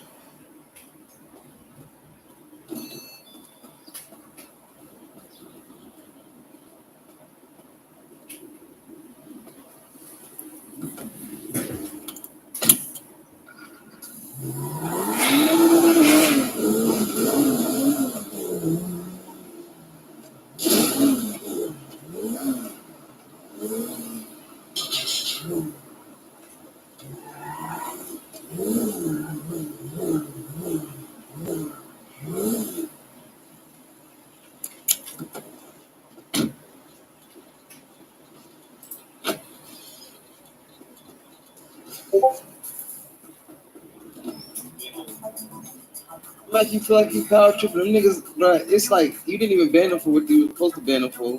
And then got them. Yeah, I did. I let that shit slide. I've been letting it slide because I'm waiting for that shit to happen in my eyes. So it's like, you know, what can you say now? I didn't even want to go to niggas with your word or other niggas' words, bro. Like, I want to go with some shit that I can see. So I'm reading the situation, trying to bring up enough, you know, enough thing. I done told niggas about the shit they was doing, man. Like, I done told them about I done said that shit. I done said that shit to TK, but he just, you know, smelling himself type shit. Like, what? You feel me? Like, but even then, it's like I got so much power, you know. Why broski leave? Oh.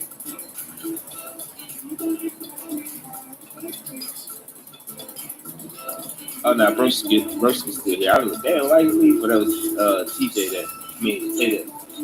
What's good, Phatt? What's going on, my boy? Man, I just banned one of these niggas and the rest of them I guess flew out. No. Huh? No, I missed some shit. Yeah, I mean, when niggas wasn't around, but niggas talking in the chat, bro, it's like, oh it's yeah, certain rules and certain that shit. things, you feel me? Like, and I don't try to be on no power trip shit. I banned the TK nigga. TK nigga been in this bitch going crazy, bro. You feel me? Like, that nigga been going crazy as hell. But I banned the nigga because he talking to me like he crazy. But then I'm like, you know, I had to look at it like, damn, I don't want to be just like, you know, with all that power, just be like, oh, nigga, you disrespecting me. I'm like, all right, cool. Like, maybe this nigga hot, bro. Maybe it's some shit. Like, I be trying to empathize and come at other niggas. Like, you know, I be having to try to humble myself. You feel me? So I'm like, nah, I'm just unbanning nigga. I had to get him out the way, though, because the other nigga was level-headed and actually talking to me type shit. He was some disagreements with shit, you know what I'm saying? But we talked about it. You know what I'm saying? So that's all I want is to talk to niggas about shit that niggas don't agree with. Right. You know what I'm saying? They don't understand you know, how I the understand nigga shot me the first 5 minutes of him being in the city. You know what I'm saying? I just gave you your 100K literally. You know what I'm saying? And I'm doing a drug interaction with the nigga Jew. Because that's supposed to be, I ain't gonna say it's the leader, but that's like the jizzle of their game. That's the one that brought them in and all that. So it's like I do my business with him. Y'all fuck with him type shit. So boom, niggas wasn't feeling that. So they like, nah, nigga, da. I guess they felt like I was talking to him disrespectfully or some shit. You know what I'm saying? Because, you know, I ain't about to back down from none of that shit, fool.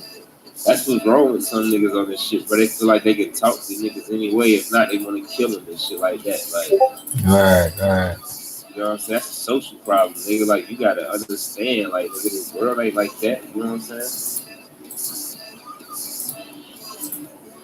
Yeah, these niggas crazy, bro. They don't understand. Now some of them niggas over there, they want to be admins and shit. And I tell them, like, that's what I want. I want every game to have their admins, but it's like, me, it's just like you gotta understand the RP, and then you gotta rise above your gang and understand the server. You know what I'm saying? And you gotta be with the server. Fuck your gang, nigga.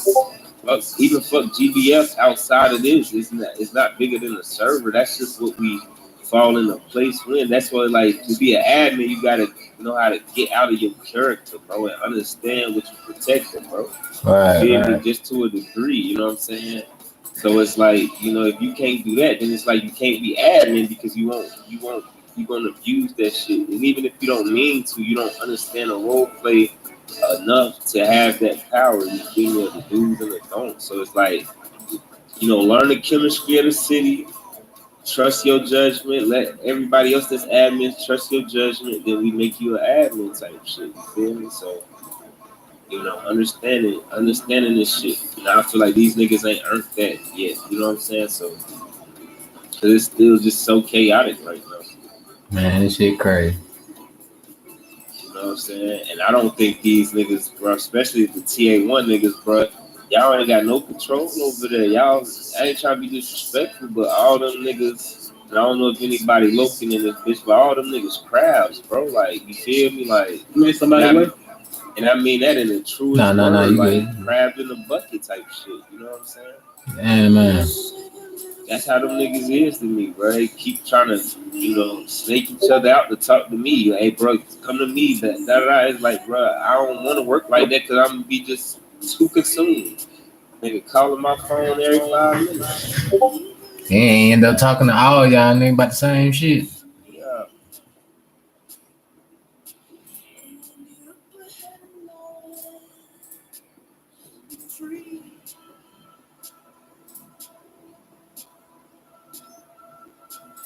I'm gonna try to figure this scam and shit out now, my bro. You don't know how to do it yet? I got the clone cards. I don't know what to do with them yet. You said what? I said I got the clone cards. I don't know what to do with them yet. Alright, listen. You go to a bank with an ATM and stand in front of the ATM and type T/insert CC. Okay. That's basically it. But like when you doing it, just make sure you get like, make sure you wait till your animation stop. So if you don't, you'll get stuck on the ATM and the police pull up on you, ask you what you doing, type shit. Right. Cause you won't be able to move. Red had told me that shit. This owner shit is crazy, bro. This shit's stressful. Don't ever become an owner if you like role play. I really did this shit as an owner, bro. First, I want to do this shit for this money shit. It ain't no money in this shit like that. You know what I'm saying? Because I still got to recoup on all the money I spent. And by the time I do it, I'm going to get a loan. This right here. This right here. Why the fucking police? Ain't nobody in this bitch, y'all. But the cops, besides it. Yo, Hey, you can't come over here, man. Hey, I'm clocked off, We bro. gotta start beefing with the police for this segment. This is the episode. Smoke with the police. I got all the smoke. Fuck y'all wanna do? Fuck y'all wanna do, man? We were just about to. I paint the city red. Hey, slide over for me, fam. What did you say? I put cases on all y'all asses, nigga. I will paint your chest. I'm mad right now, nigga. What's wrong with you? I will get a bazooka, bitch. Ready to lead them niggas alone. I'm gonna go get a bazooka. They can't get a bazooka. I can get a bazooka. I can get a bazooka. Hey, bro. Hey, I'm gonna blow his shit up. That's RDM. I'm about to get an RPG, bro. I'm gonna be off duty. Y'all better stop messing with me. Odd mode. My braids out, boy. But don't make it look stupid as hell, y'all. I don't. That boy said I took them braids out. That just make it look like Cat. Don't look like Cat Williams, y'all. You said niggas look like a. I got my hair washed and my braids taken out. This is a funny. You did more than your braids taken out. You got a perm, fool. Yeah, I gotta watch Mega, let me talk to you for a second. Didn't get the curly. That nigga went right to the female shit, bro. Like I'm over like the president. Pick up. Oh shit.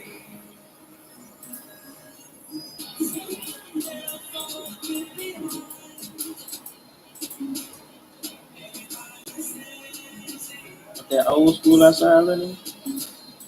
Old school. Outside. I got that Maybach. Got that Maybach. Shit, man. We got a little car show, nigga. I got that. Pull all my shit. I don't know that shit, man. I just was playing anyway, nigga. Like, I'm the man. I got the V's, man. Shit. Nobody shitting on my V's, man. Nah, I ain't gonna lie. I gotta come harder with the V's. Man, y'all better check Twitter. Check my garage, nigga. You better go run my record. You got the record, nigga. Go look at my vehicles, nigga. I ain't gonna lie, you gonna see a lot of Mustangs. I'm the Mustang king. You had a Mustang. Yeah, the Mustang running though. I ain't gonna lie, bro. If you, bro, I pull up on scene, bro. I'm moving like a prisoner, man. It's gonna be like, damn, 2 Tahoes, fucking Rolls Royce, and a Maybach. I already got that Rolls Royce. I can go buy that Maybach. I got race, nigga. Feel me? Well, not a race. I ain't got a race. I'm sorry. I got Rolls Royce. I got 2 Rolls Royce. I'm gonna go get the race. You know what I'm saying? That's I got. Do I got any other luxury cars? I just went and got the Benz G-Wagon, but I got the top car G-Wagon. You know what I'm saying? So I got a little something. You know, ready to go buy all the Bentley Bentegas. Them shit's gonna cost me $1 million, so that shit probably be 122. Shit.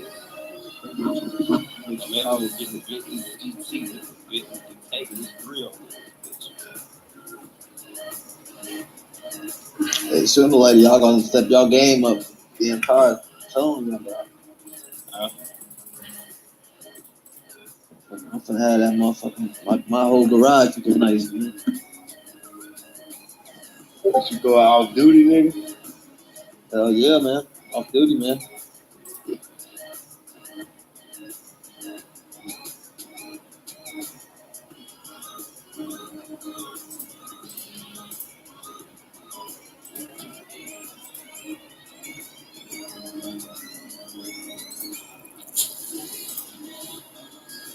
God, this dude looks stupid as fuck up.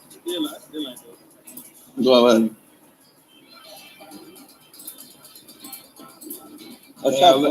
Hell, don't be conversing. Nah, I don't do none of that. You a cop, man. You ain't no street nigga. You a cop, bro. Man, I'm a street nigga, bro. Draw a line, bro. You a cop first. Yeah, I know what you mean, but you know what I'm saying?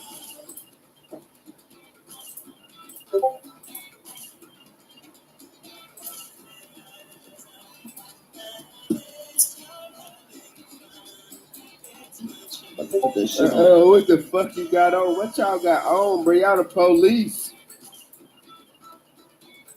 We all off duty right now, bro. Nobody's here.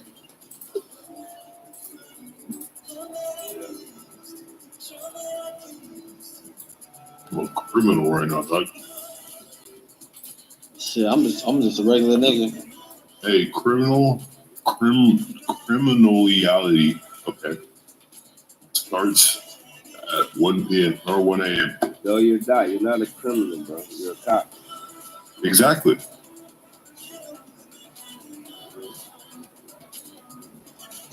Criminal over police. There are certain things you don't need to indulge in. What? Trapping. I don't trap. Let's say you're a cop. What the fuck you look like doing hand-to-hand sales? I'm not doing hand-to-hand sales. Man, I see your ass buying shit and all this shit, but hey. Shit, nigga, I'm just a regular nigga. All that shit that's getting locked up, that shit need to take that shit to evidence, bro. You can't just take all of them, take it back to the street. Oh, yeah, I know. Hell. Nigga, all this.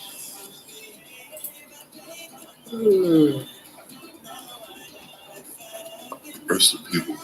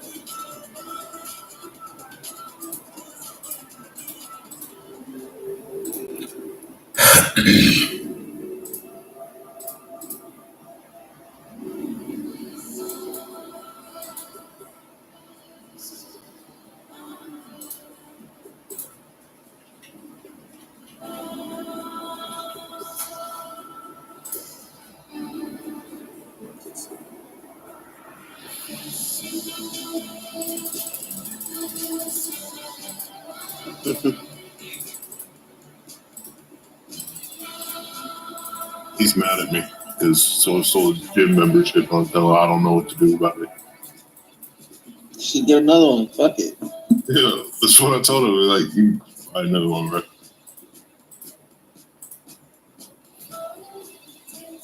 I don't like this.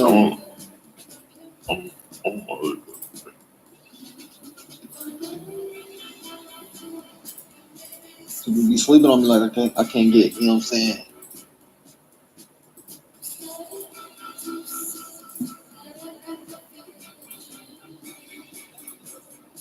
Hey, that drip. That drip.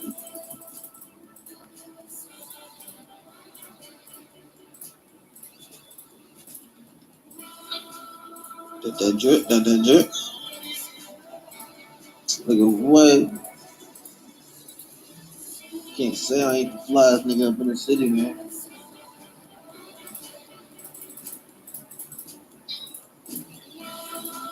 See, he ain't got what I got on. Shit, I got that little classy shit. So.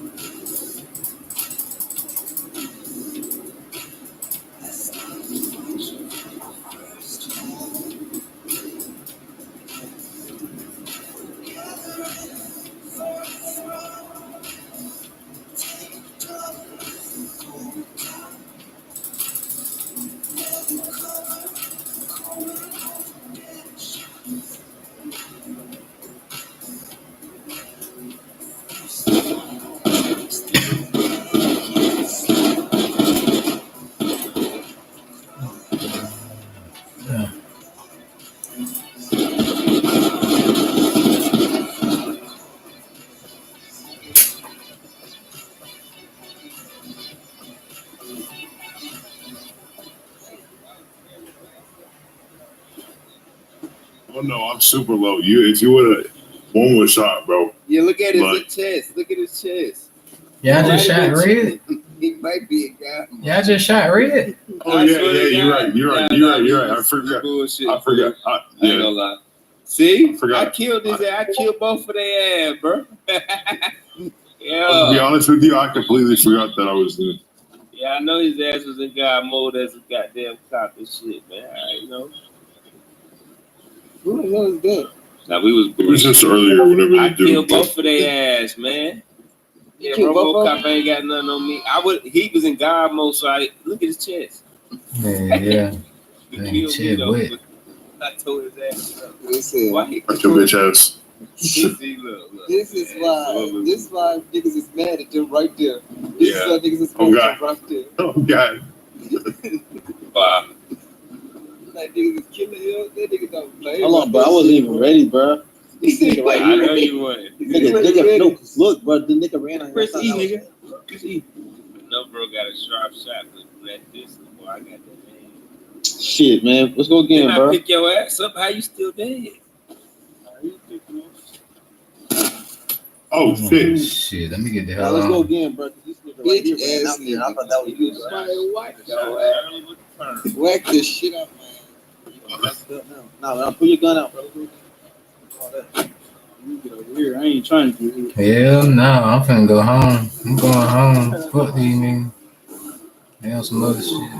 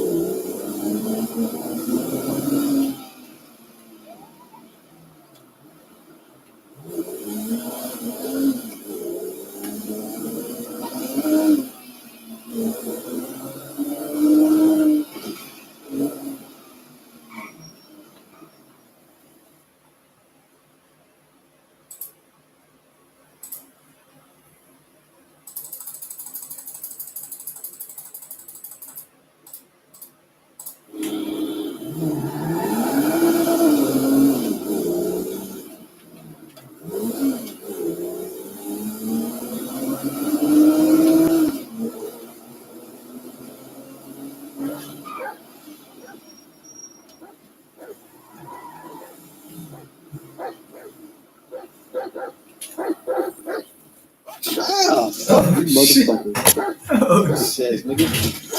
That is, man. God damn, boy. That dog almost ate your ass up. What the fuck they shooting at all?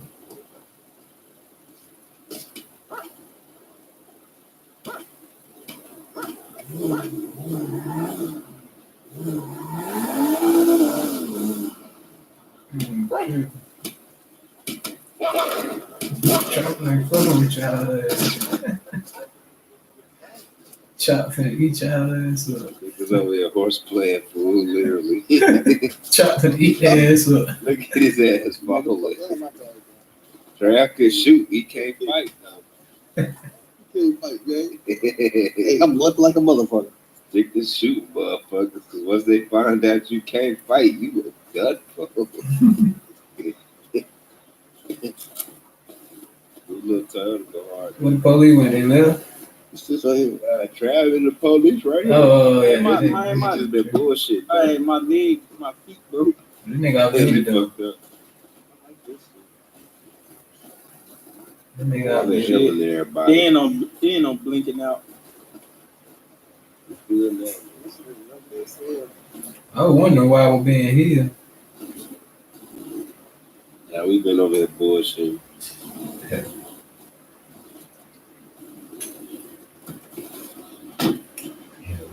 Haircut. Yeah, hell happened to your back window. I don't know. It should happen every time I load it in. Sure. Yeah. Hey, Phatt. Yeah. This nigga brought monkeys and shit up. I know you see that shit. Look on the ground. Yeah, I seen him on the ground. I seen Chop over here about to eat your ass up. I said, what the hell? But I ain't gonna lie though, bro. If we have a fucking herd, bro, I ain't even gonna lie. I win that motherfucker, bro. He think he will. Nigga, I win that motherfucker, bro. On God, bro, I win that. Damn, last man standing first. Whoever died gotta stay at the hospital to the sofa. Nigga, I'll run that whole shit down, bro. When it get everybody want to play in that shit, gotta spend goddamn $100,000 to get in on this shit. And goddamn, and motherfucking loser, the winner got to get all that shit. Winner get the pot. Shit, that would be some gangster shit, bro. That shit be lit as fuck. That shit be lit as fuck. I ain't gonna hold you. I'll be down with that shit. Cause I know I'll be goddamn. I'll be hunting these niggas down, bro. Oh, yeah, gonna be on top of the building and shit. You know it, nigga. Batman. I'm be on buildings. I'm be on goddamn in the bushes. I'm be everywhere. Hey, what Jill's ass at? Nigga got out. Word up. And then making him call and saying, nigga, get back. I'm sure from though here.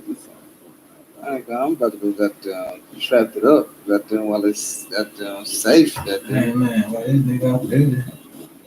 On soul, this one niggas need to be getting some money right now. Facts. Trying to get fresh and get him some money and look fresh. That's all that nigga want to do. That's all that nigga want to do. Man, we should jump the shit out this nigga. This nigga not on duty no more, man.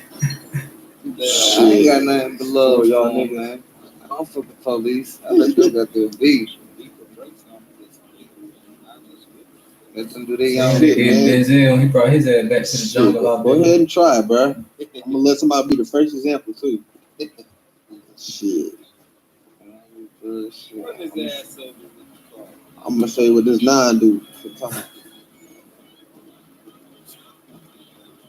Hey, Trap. I mean, take me to the hood so I can goddamn drop this shit off. Goddamn go put up some work and shit. I wanna get some trap in the shop. Get my damn phone. They're not trying to get on duty either, man.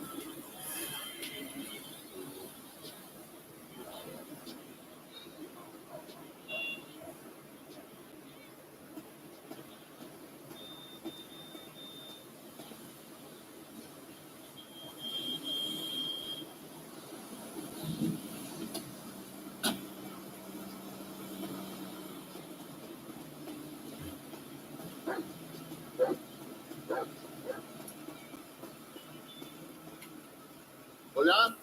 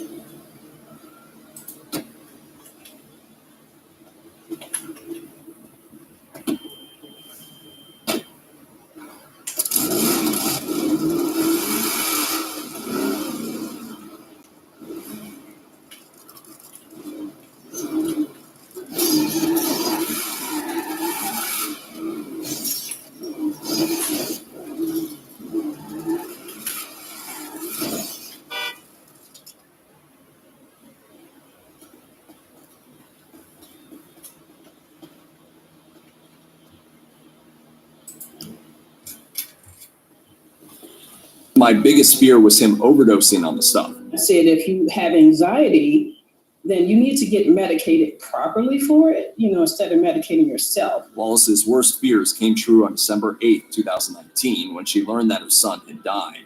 She established Live Free 999 to honor her late son and help others avoid the same fate as her child. The foundation focuses on supporting organizations that work in the fields of mental health and addiction. The foundation celebrated the rapper's life and work with the inaugural Juice WRLD Day in his hometown of Chicago on December 9, 2021. His mother told ABC7 of the foundation, "I hope it's what he wanted, was a legacy of healing, to let people know that you don't have to suffer alone." In December 2021, Higgins' posthumous album, Fighting Demons, was released, and it included his collaboration with Justin Bieber on the song Wandered to LA. A clip of Higgins talking about his mental health issues accompanied the video for the song. His all-too-short life was also the subject of the HBO documentary Juice WRLD Into the Abyss. Since then, Higgins has continued to live on through his music. 2 new videos of his songs, Cigarettes and Go Hard 2, came out in early 2022, featuring an animated version of the late rapper. The Go Hard 2 video featured some new lyrics, including the line, "Had to put them Xannies down, it was tearing me apart." These lyrics seem especially poignant as they reflect Higgins' long and difficult battle with the substance abuse that eventually cost him his life. While it's undeniable that he has made an impact as a musician, Snoop Dogg has endured his share of struggles. From his time in a gang to his trial for first-degree murder, here's what we know about the rapper's troubled history. Snoop Dogg was born as Cordozar Calvin Brodus Jr. in Long Beach, California in October 1971. His mom was convinced that her son resembled Snoopy, one of the main characters from the Peanuts comic, which is how he got his nickname. They didn't have an easy life together. According to The Guardian, Snoop was mostly taken care of by his mom and stepdad. His biological father, Vernell Vernado, was a veteran from the Vietnam War who was hardly around for his family. While Vernado was eventually in touch with his son, things weren't completely okay between them. They have spoken about different memories of the same events from the past. Snoop's father would claim in interviews, "I picked Snoop up sometimes on the weekends. It was only about 15 miles from where I lived in LA, so it was nothing for me to jump in the car, you know?" On the other hand, Snoop Dogg said that he barely saw his dad. However, the musician didn't really hold that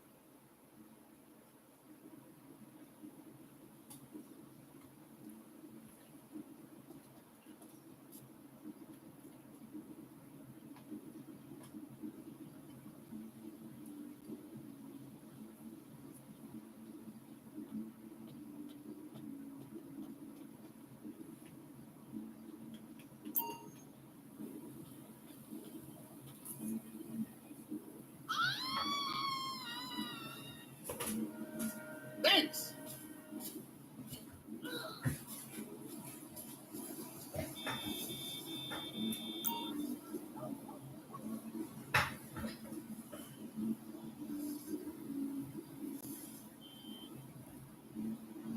Thanks.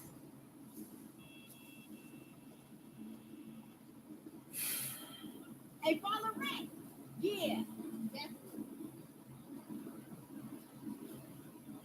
yo, you heard Sam? It's my name.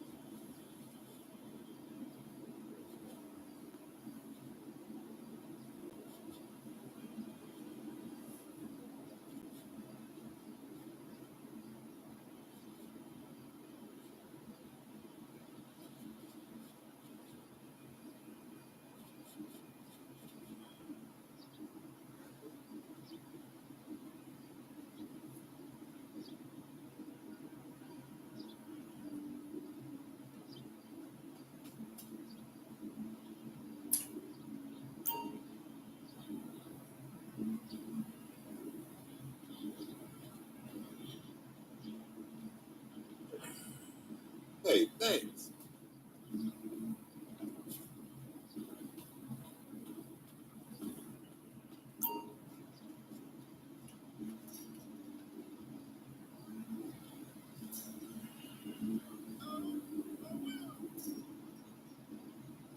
Yo, appreciate that, fam.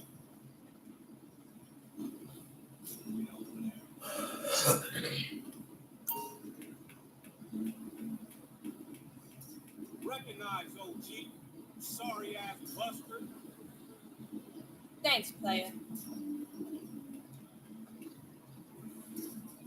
Damn, see? Bitches talk too damn much. The plain beat, right?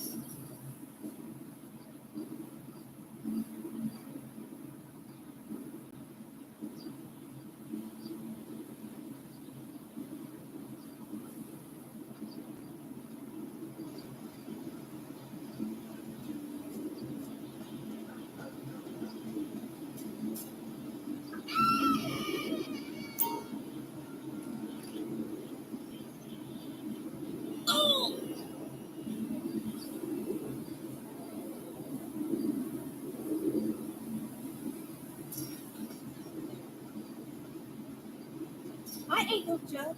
I'm a kid. Fuck that to this scout player. Yeah, big baller.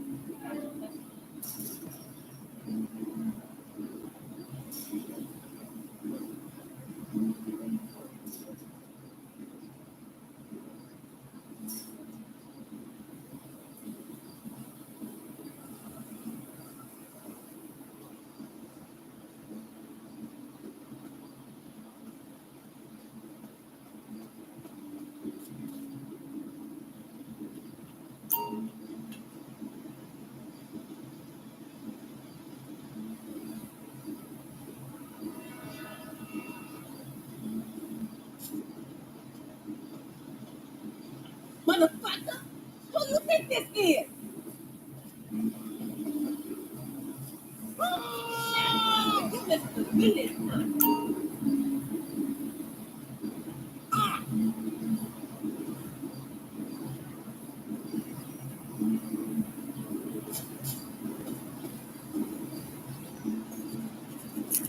Oh shit, Warwick, you called.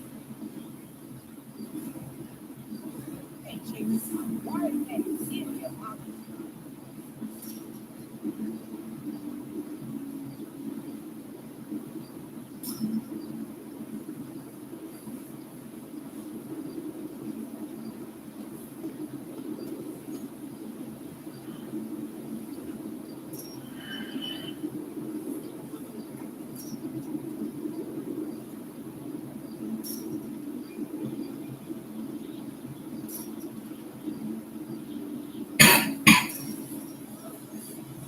Yo,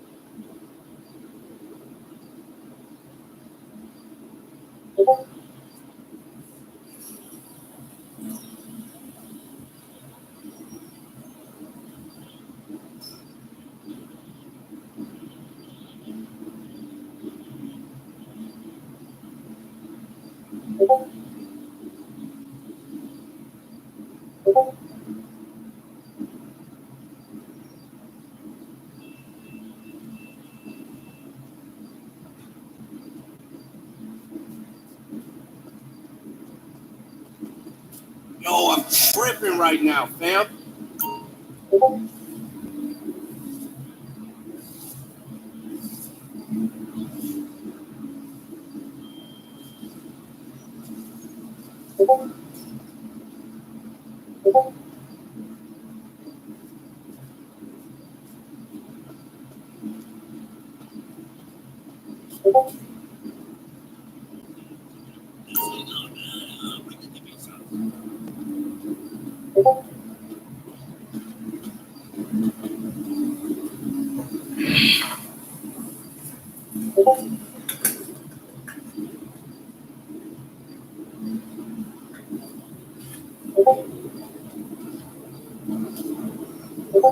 Sup, Marla? What's the play?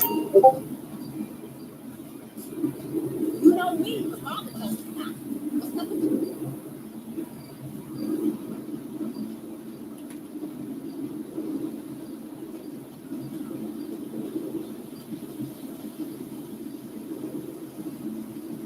Appreciate it. That's me. Who asked?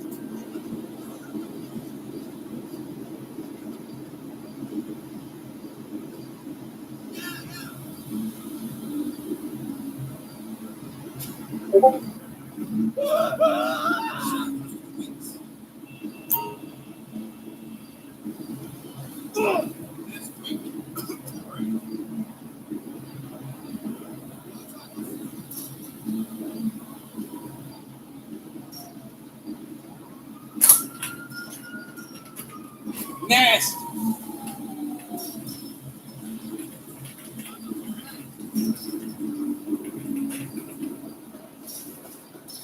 Dry snitching on the homegirl, huh?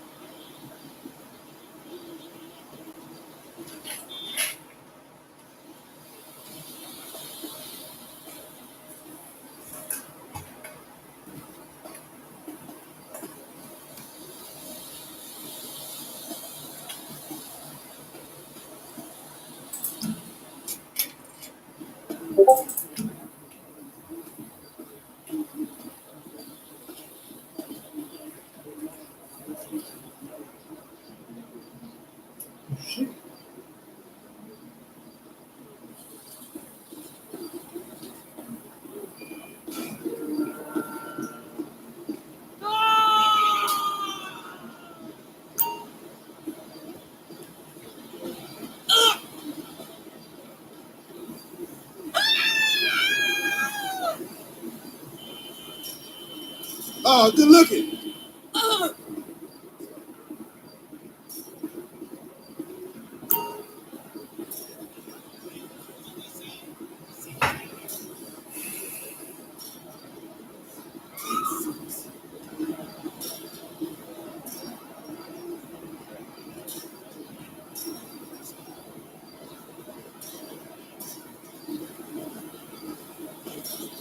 No fucking way.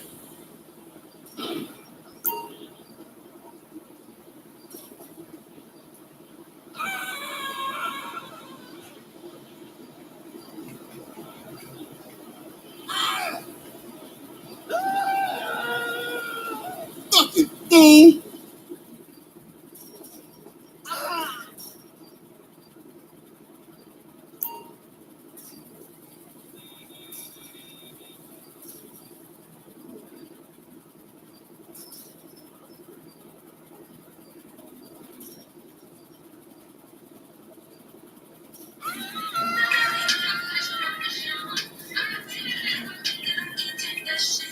Man, fuck you, nigga. What in the fucking world is that?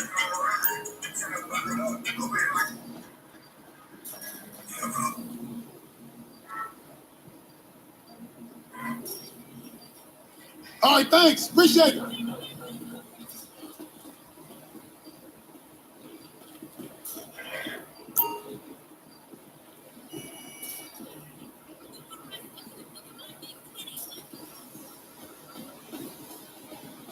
All right, thanks.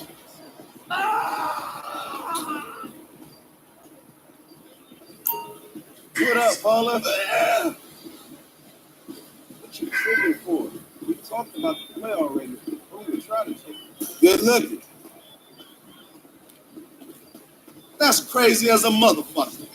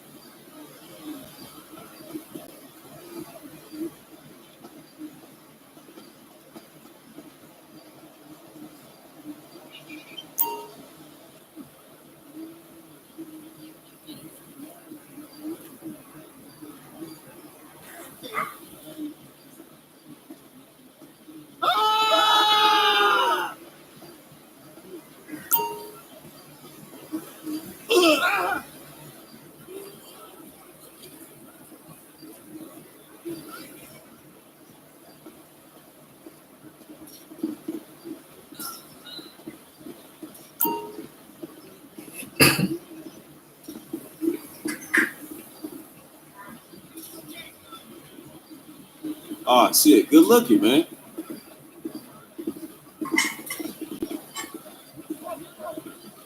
Yo, y'all had me all over fucking ever. How long does it take to speak to a counselor?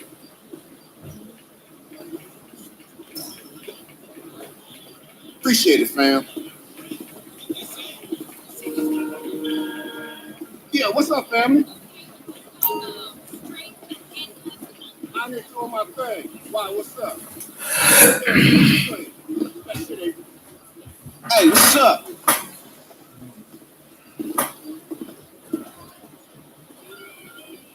It's cracking, fool. Oh, you know I should be strapped with that started pistol. Never.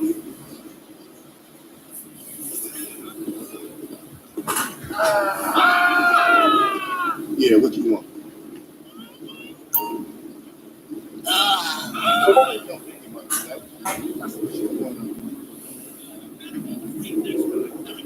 Thanks. Hello? Where you been? I've been calling you. Did you get my message? No!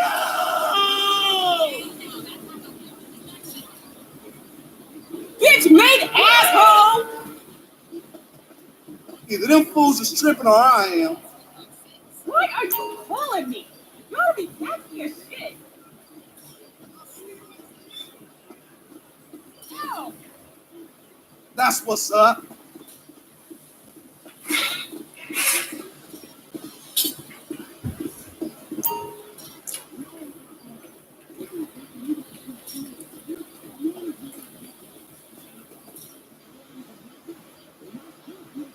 Yeah, thanks.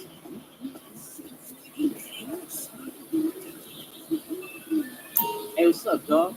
You green? Yeah, so. Thanks.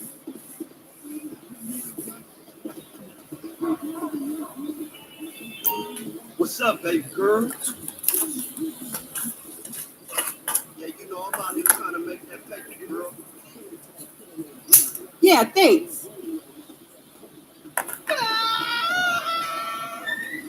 Oh my God, girlfriend, oh my goodness. You don't get super awesome, girl.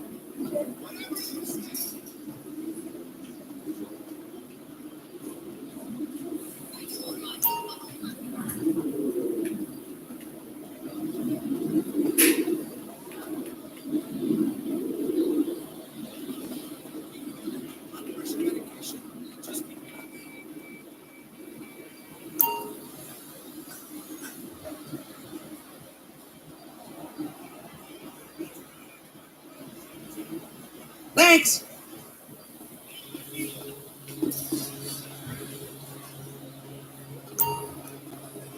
Now what?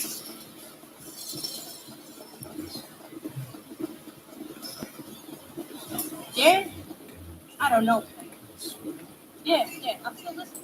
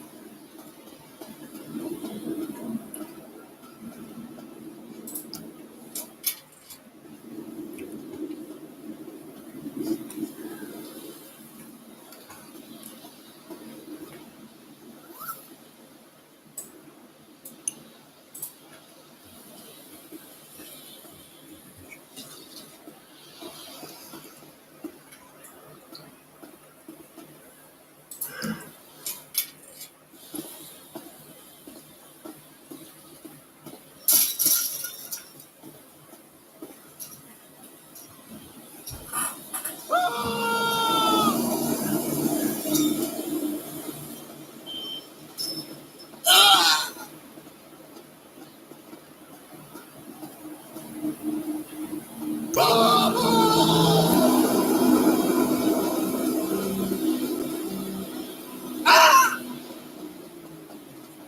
motherfucker! Fuck all them essays. While the rest go anywhere we want. Crack it, mamacita. Yo, appreciate that, fam.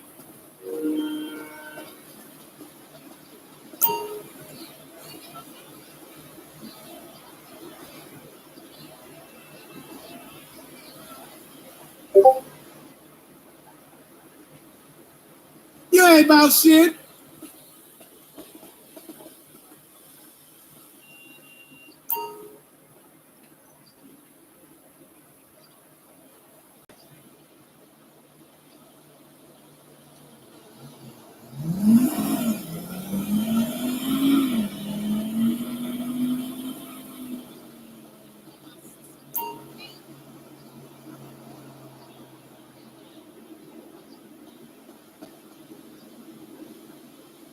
Thanks.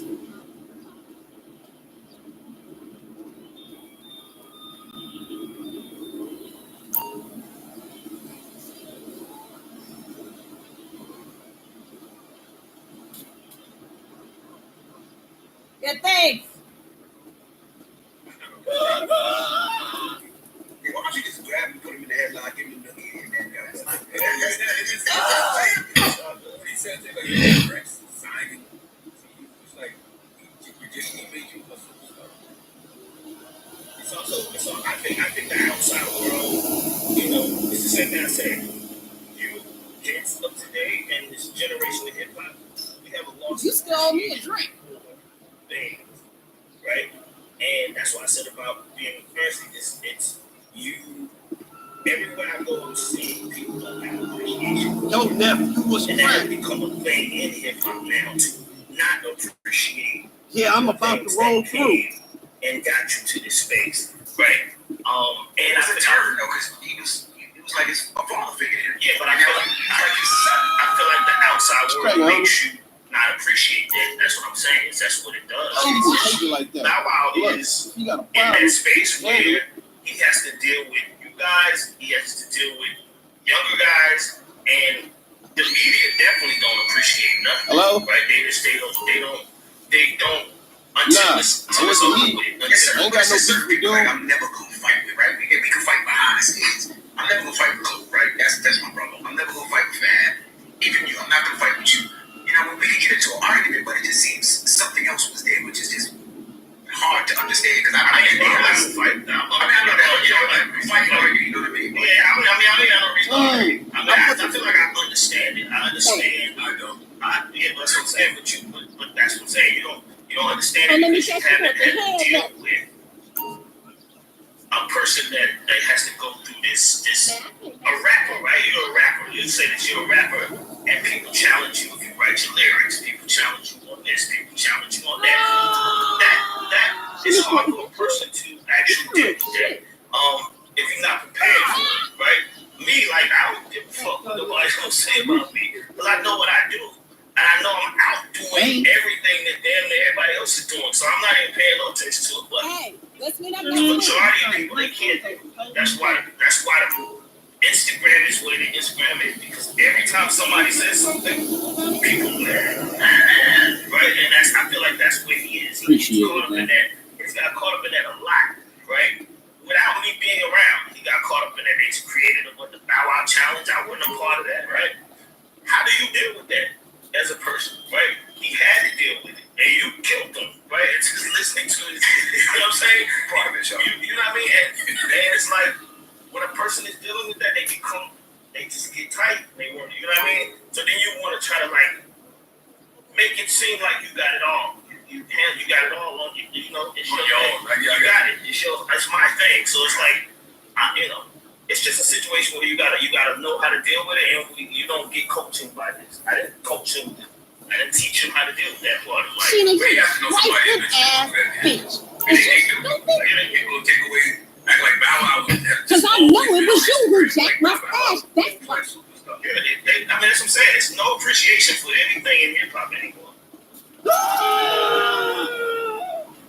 Hey, dog, you fucking monster steak. So I feel like I'm living in paradise. You know what I'm saying? Hey, thanks.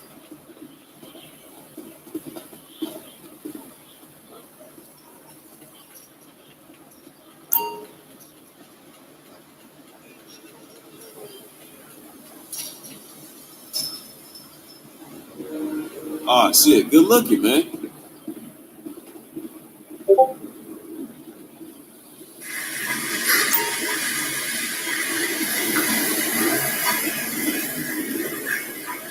Yo, what's good? You ain't shit.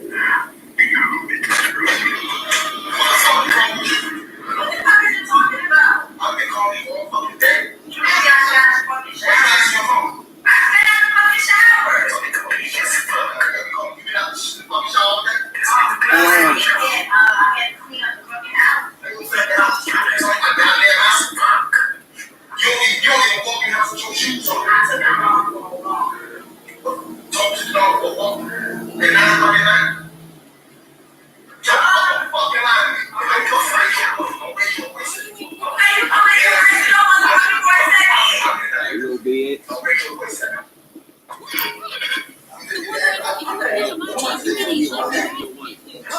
Second fucking time we doing this shit. Second fucking time we doing this shit.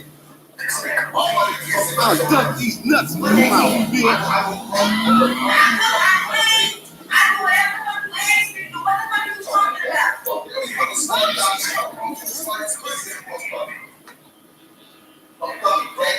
Colors all fucked up, red headed, fuck shit. First of all, let's wash the fucking sheets.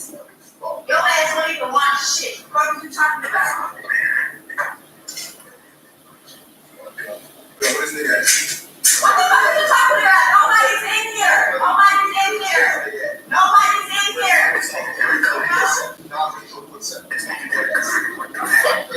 Hey, Charmaine. I want to ask you something about this. Alright, tell me about your ass. Yes, you're doing too much.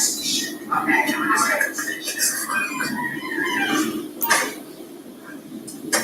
What the fuck is she doing? Oh, man.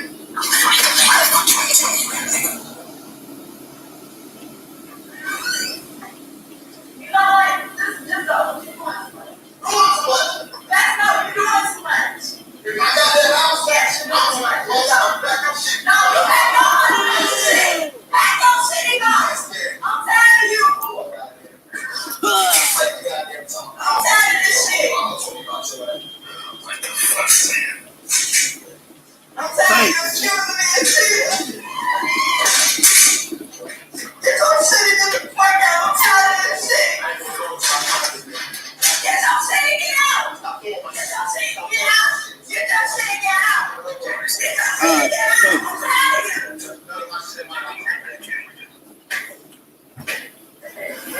What up, baller? Every time I see you at work, you are here tapping me up. That's what's up. I want everybody to see this. I want everybody to see my day one. You here? Was you recording? I told y'all I was. Hey, come on.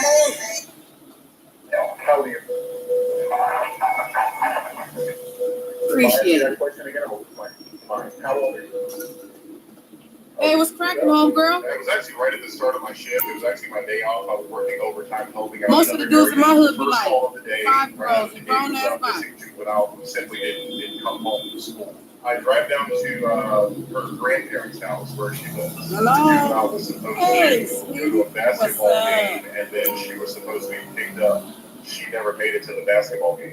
I asked the routine questions because sometimes it's a habitual issue with the juvenile. They're in trouble, they run away a lot, or they have behavioral issues. None of those indicators were present in this situation, which kind of just intrigued me, which is unusual. So I had the grandmother put me in contact with one of the juvenile's best friends at school.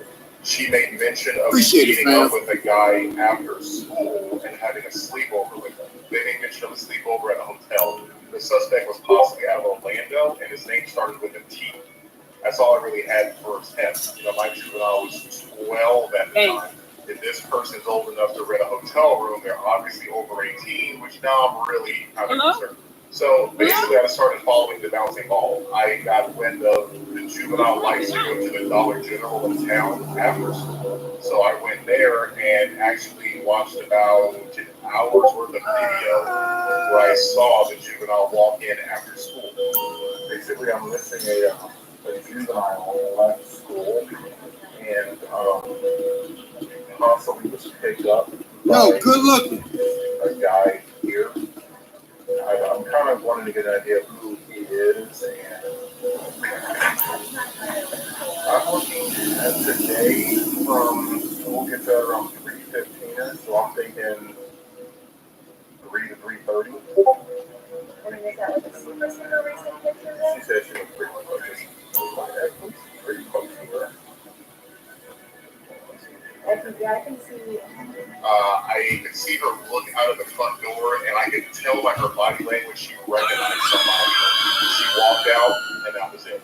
So I go back to my patrol car, and I Google hotels. There's a lot of them. So I just decided to start with the one closest and work my way out in a diameter, going to each hotel looking for her. Hello. Hey, my name's Deputy James. I'm wondering if a juvenile and another person checked in here earlier today. All right, thanks. Appreciate it. Have you seen that? No, she would have been here with an unknown, probably male. At this point, I'm a couple of hours into this call, and there's a chance the on-duty clerk might have not have been the person who was working when they arrived. Or maybe she got the hotel room and just took her straight in. Hello. Hi, how are you? I'm looking for a juvenile that You'll appreciate that, man. we ran away from home today. And we have the information. That's the OG's next baby mama right there. With an adult. This is what she looks like. Any check-ins today?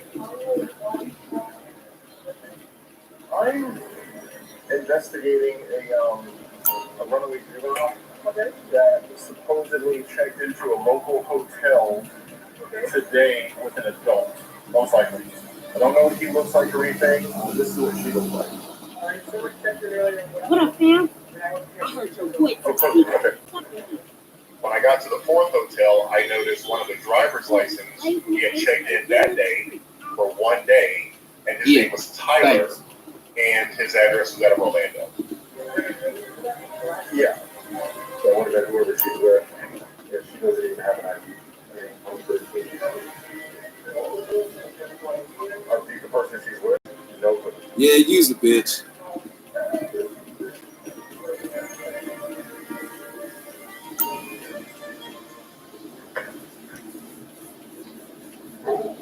Where's this guy? I think this is him. Good looking out. His name started with a T, possibly Tyler.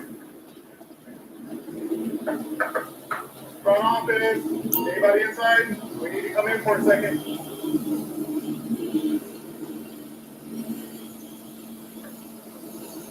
Welfare trash. Here, phone. Back up. Have a seat on the couch.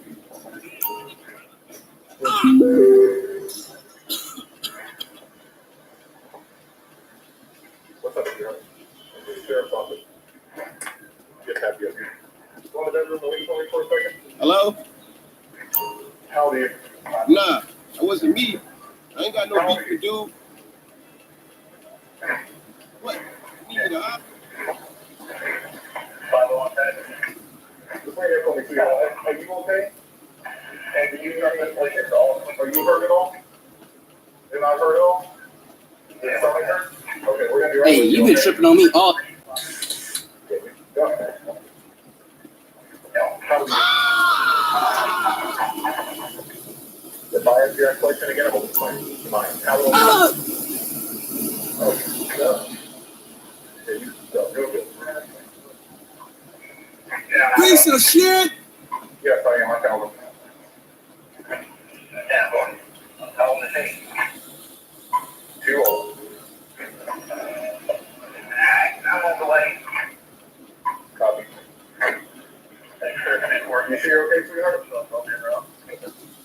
So following all those bouncing balls led me to the hotel room where he had to take a little bit of a couple of emotions. I hope I'm not too late. I hope nothing's seriously wrong. A small part of me was still going. I hope there's still nothing, and she just went with a tram. There was a lot of emotions going through at that time. And she was 12 at the time, so he's 22. So it's quite an age gap. So I think this guy traveled from Orlando all the way to Volusia County. Shows just the determination that he would, the lengths he would go through to do something like this is quite scary.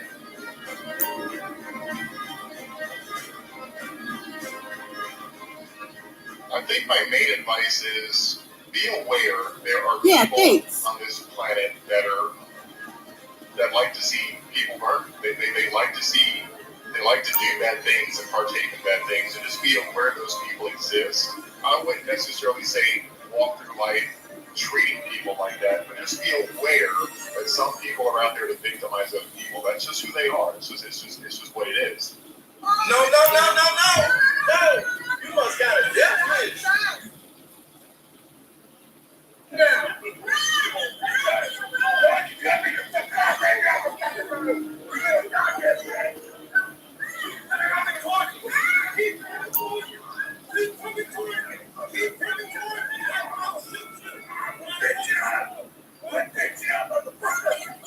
Sorry ass motherfuckers. You know ballers have that block. I don't care.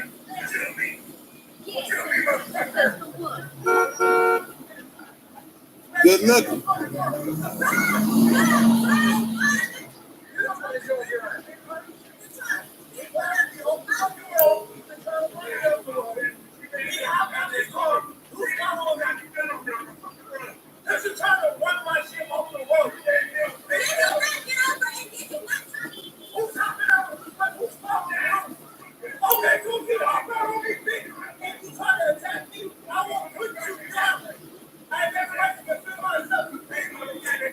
Hey, thanks.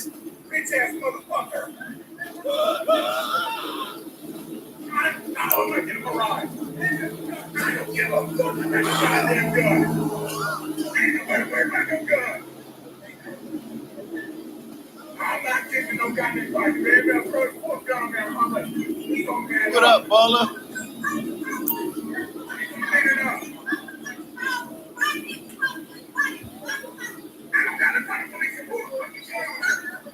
You ain't worth a wooden bus token.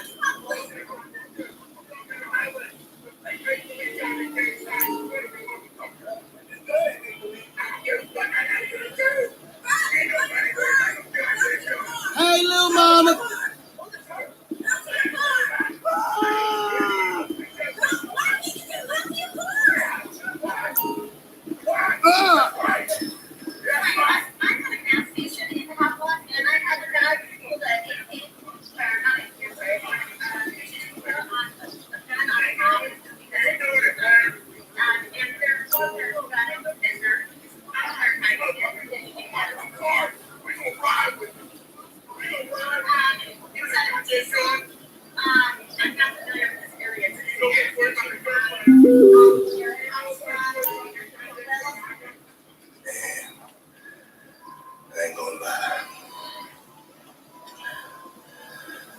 Appreciate it, man.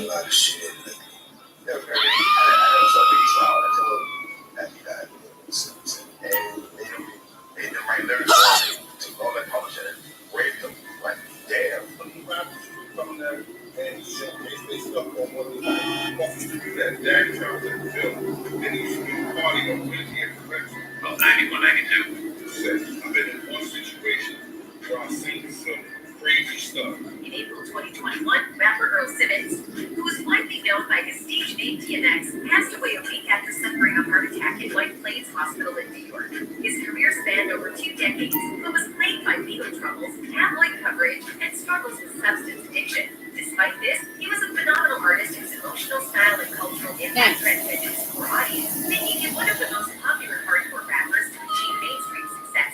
In one of his earlier interviews, DMX shared a sad memory of meeting with Biggie Smalls, a meeting that was later tied to a confession made by the hypnotized hitmaker. However, DMX's polite negative comments he made about Diddy and how the late Biggie was mistreated by him. Stay tuned for more details. Hey, boo, what's up? Remember anything from last night? Yeah, my booty's still down on my ass. Made them write lyrics for him and took all that publishing and raped him. Hip-hop began to take on a commercialized and globalized form in the mid-1990s. However, DMX's emergence provided a stark contrast to the polished and high-budget rap that was popular during that period.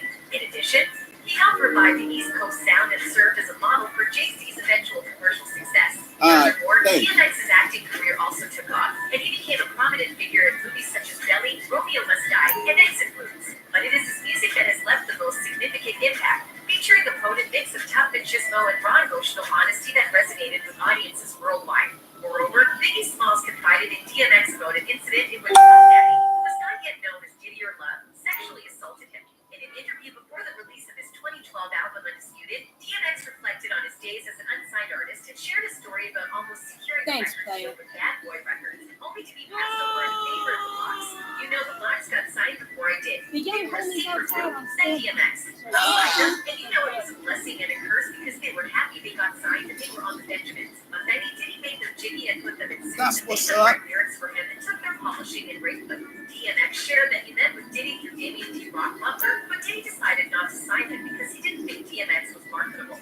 However, some critics now speculate that Diddy passed on DMX because he didn't find him attractive enough to fulfill his sexual desires, as it later became apparent that Diddy had a preference for men. The thing I respect about Puff was that he told me to my face, he said, his voice is too rough, he's not marketable. You got to respect that. In the same interview, DMX expressed his admiration for Biggie and how the late rapper taught him to appreciate a good smile. Interestingly, Biggie reportedly confided in DMX about being sexually assaulted by Diddy during the meeting. Several individuals close to the two rappers have alleged that Diddy mistreated Biggie, possibly one of his best musicians, so there may be some truth to these claims. Meanwhile, rapper and former Bad Boy artist Mace released a new song titled Oracle 2, Standing on Bodies, in which he openly criticizes his former employer and colleague, Sean Diddy Combs, for his cruel treatment of Biggie Smalls both before and after his murder.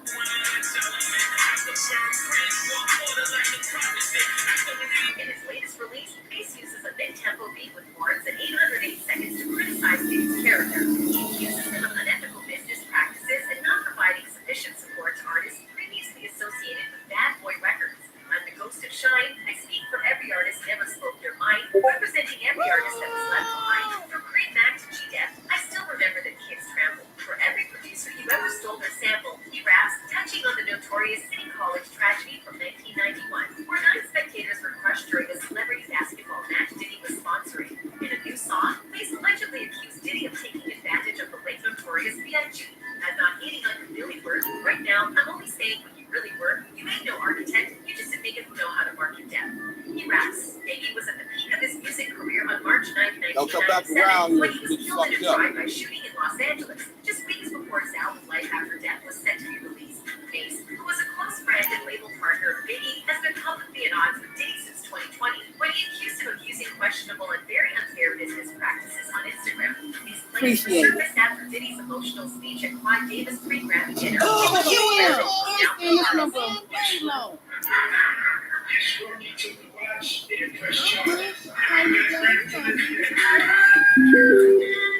Mace asserted that despite Diddy tarnishing his image, he must maintain a cheerful facade and fulfill his performance obligations for the audience's enjoyment. This aligns with DMX's commentary on Diddy's management of Biggie, where he would mistreat his associates in private but demand a pleasant demeanor in public settings. For example, you still got my publishing from 24 years ago in which you gave me $20,000, which makes me never want to work with you as any artist wouldn't. After you know someone is robbing you and tarnishing your name when you don't want to comply with his horrendous business model. Mace lamented. In 2021, long-standing accusations of Diddy exploiting his musicians resurfaced after he penned an open letter decrying the underfunding of black media by corporate America. To make matters worse, rumors have circulated that the founder of Bad Boy Records coerces sexual favors from all his employees, including Biggie. Following Mace's public criticism of Diddy, Q Parker from the R&B ensemble 112 spoke out against the Bad Boy CEO. Q Parker revealed that he faced similar contract terms as Mace and alleged that Diddy was attempting to terminate his agreement as well. If you're going to be the face of this black excellence, there are some actions that I'm going to challenge you to make. It's a lot of things out here that you can make right with a lot of people who contributed to your wealth. He said at the time, 50 Cent, in addition to DMX and Mace, is a figure in the industry who has repeatedly accused Diddy of financial and sexual exploitation of his artists. Uncle Phatt was particularly affected by Biggie's mistreatment, given the high esteem he held for the late rapper. Regarding Mace, 50 Cent previously alleged that Diddy's demand for a $2 million payout prevented the artist from leaving his Bad Boy contract in 2005 to join G-Unit Records. With 50 Cent willing to pay $1 million in 2009, Mace managed to secure a one-year hiatus from his contract after interrupting Okay. And what about restraints and handcuffs and all that good stuff? Y'all got that too? Now, he is putting the same kind of public pressure to regain his publishing after permitted to leave the label in 2012. Offering $2 million in cash just a few days ago to sell me back my publishing. He said on Instagram, A sale online, you said. Okay. I'll log on when I get home. Thank you, honey bear. The rapper said, Mace is not the only rapper to feel remorseful Yo, about their good time looking. with Bad Boy Records. Biggie's mother claims that he was too young to comprehend that Diddy was manipulating and exploiting him. The Mon's trio of Jadakiss, Styles P, and Sheep Gloves launched the Free the Locks campaign in 1999 in an effort to break free from their Bad Boy contract. The group believed that Diddy's focus on chart-topping singles and flashy visuals did not align with their brand and decided to join the more challenging Rough Riders label, home to DMX. While Diddy eventually released them from their contract, he retained half of their song publishing, maintaining his influence over them. The person who manages an artist's publishing earns money when their music is used in commercial endeavors such as films, television shows, and video games. In 2005, the unresolved issue over publishing sparked a heated argument between Diddy and Styles P on New York's Hot 97. Styles accused Diddy of retaining half of their publishing company a decade after reporting money power, and respected challenged him to justify his claim. You had a number of reporters whose careers never went right with you. He added, therefore, the evidence suggests that Diddy is a financial and sexual predator as attested by many artists who have worked with him. That's all we have to say for now. Until next time, bye. Sheesh. Her friend starts standing up, and the one lying on the bed gestures for her to not make a sound while they trade. I hope all you goddamn low down dirty little tip. Gonna send your ass back. Put your hands on my sister? Yeah. Let's go outside. Come on, Mom, let's jump this. What you gonna ride for?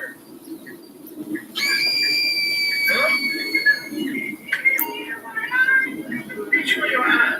Oh, let me stop the car. Hit you, cuz. Where you at? She said ears. I heard. All right, on my way.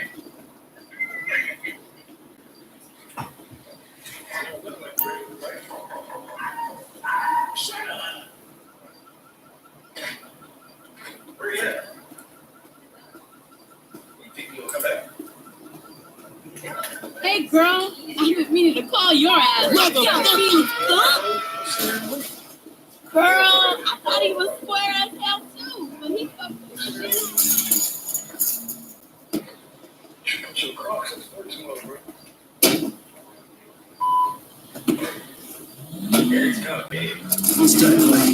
Just like the people's minds.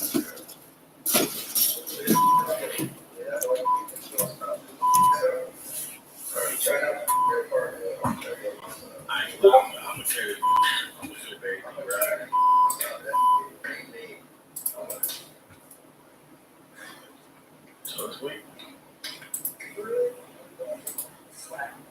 He slapped you.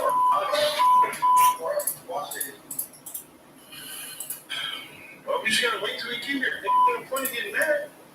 You all your mad gonna go on. Alright. I don't know how you make more mad.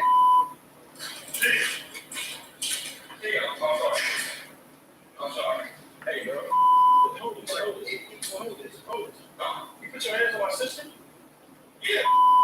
What you mean? Yeah. You talking about me, bro? I'm saying. You put your hands on your sister. You should have been texting. You put your hands on me. Okay. Hey, what you talking about?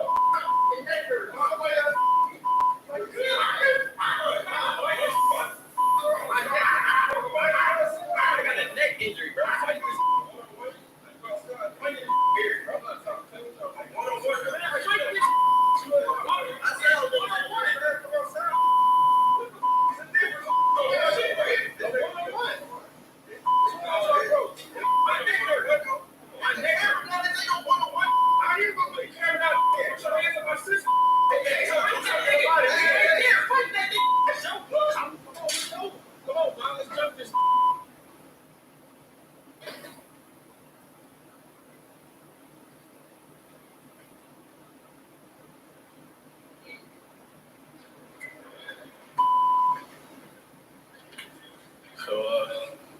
cook today?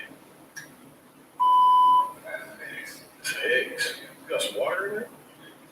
No, just water.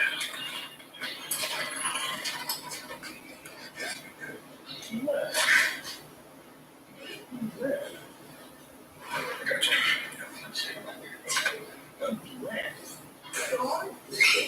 Why do you do so much out of it?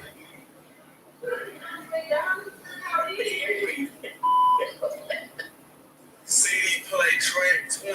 CD play track 20.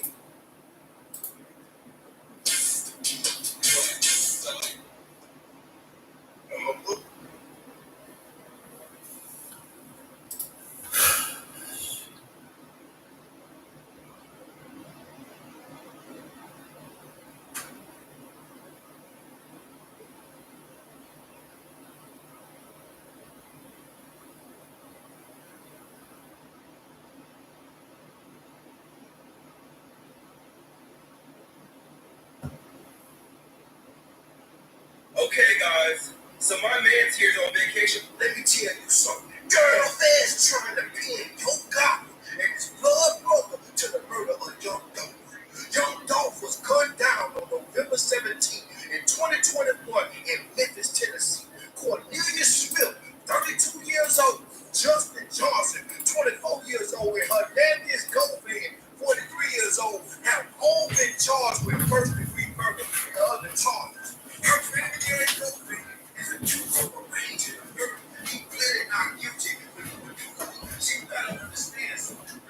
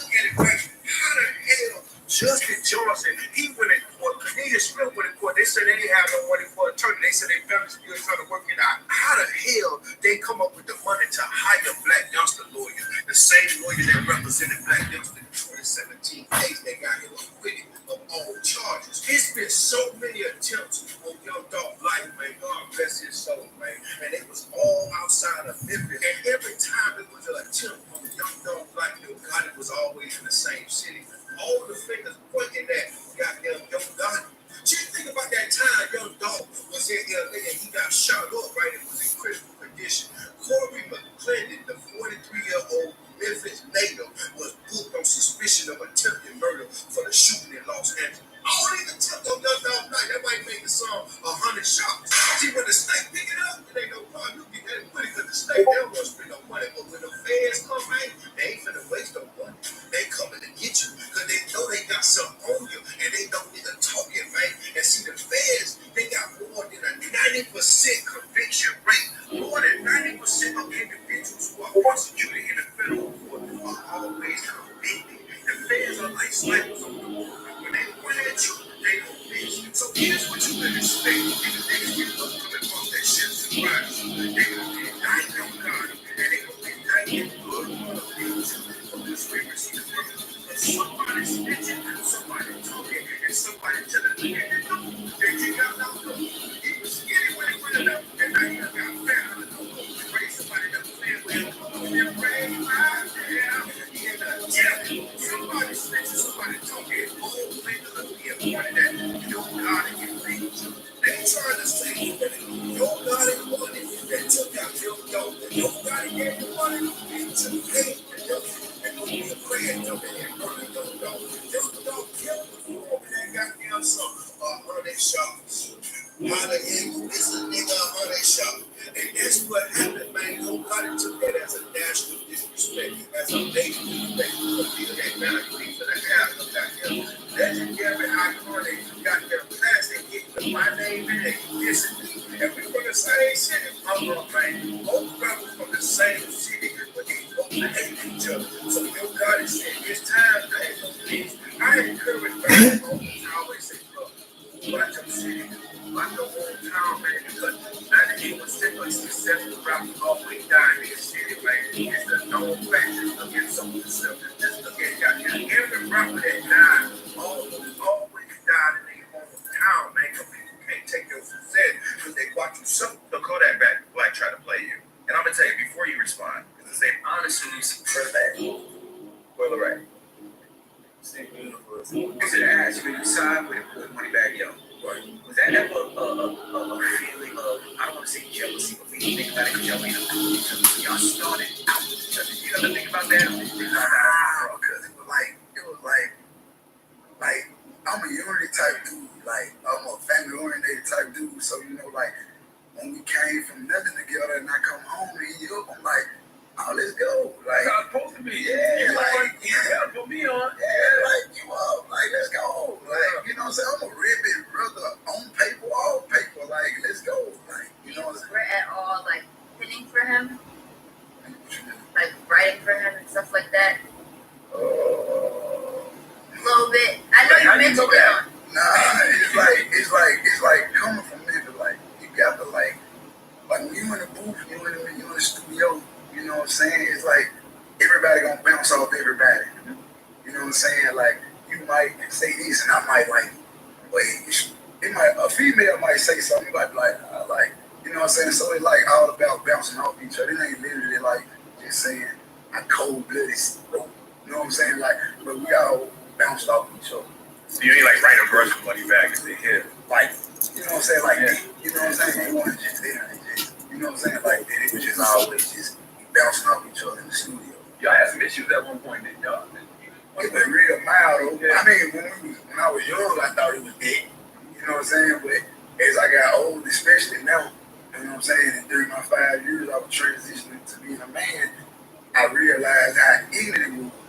Like, I realized how young and dumb, like, it was like so, it was you know what I'm saying, childish for me, mind. So I made it right mentally and hard, spiritually, and then I was able to come home and make it right physically with him. What was the turning point for your maturity? Because it really did sadden me to see you guys like not be on the same page. So I'm happy to see you guys work together again. But what was it for you? Just being incarcerated and knowing that I had to change a lot of ways. I looked at it like if I'm gonna change one thing, I gotta change everything. Like, if I'm gonna do one thing right, I gotta do everything. You can't do right and wrong. You see what I'm saying? So I ain't got no enemies. Can't nobody down. If somebody don't like me, they don't like me. You know what I'm saying? It ain't right. You know what I'm saying? I don't have enemies. I don't, because it's negative. You know what I'm saying? I try to be positive I can. Like, if negativity come toward me, it was from the universe.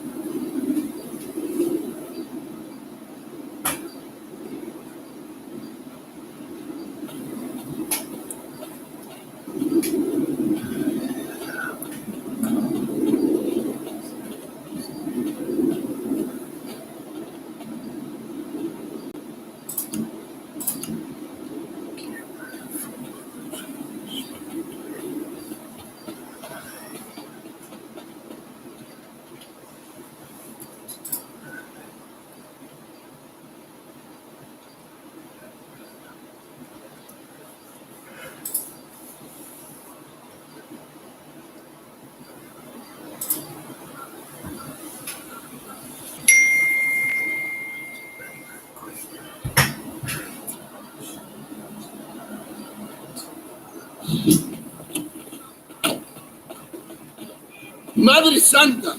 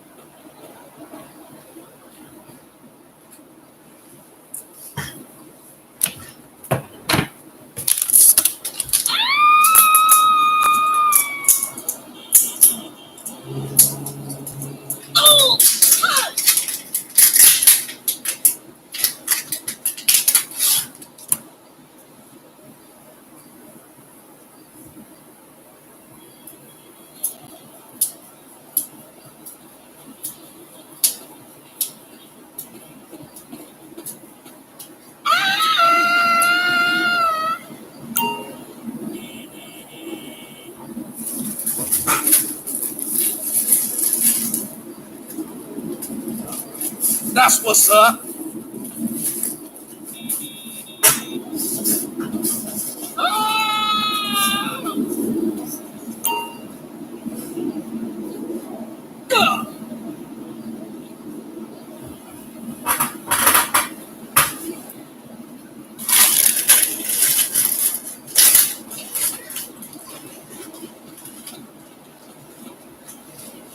Thanks.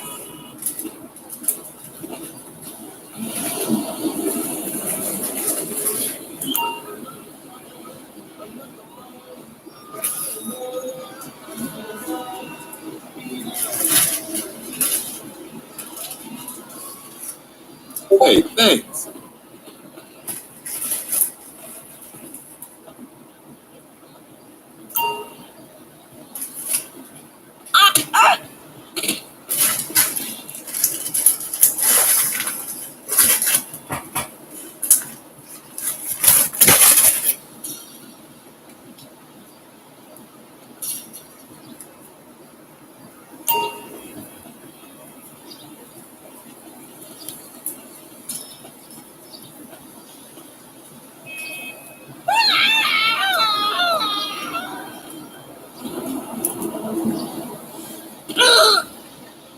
Thanks.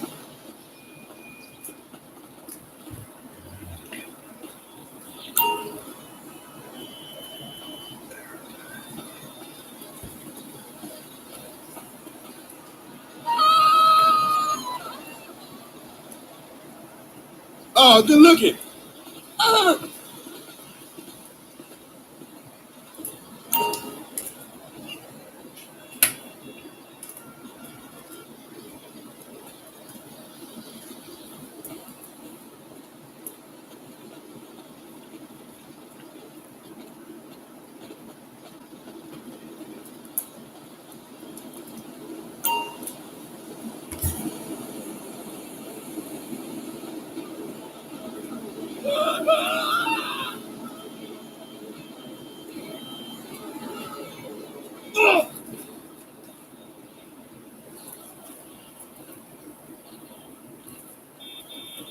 Appreciate it.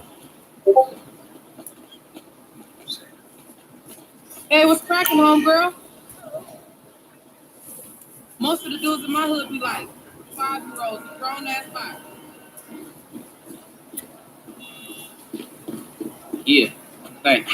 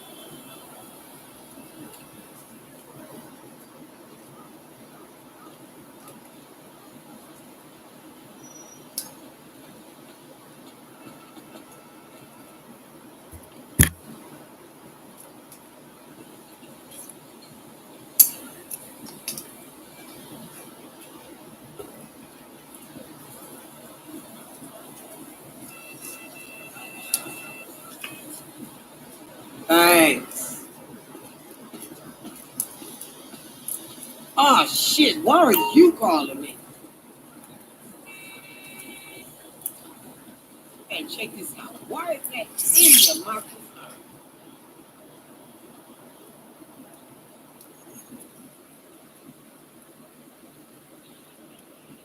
Hey.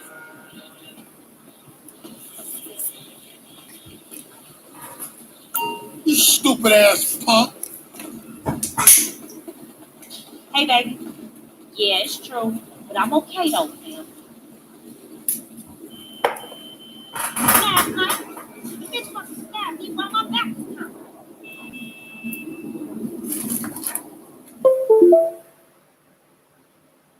I said she had droopy titties. Well, she do have droopy titties.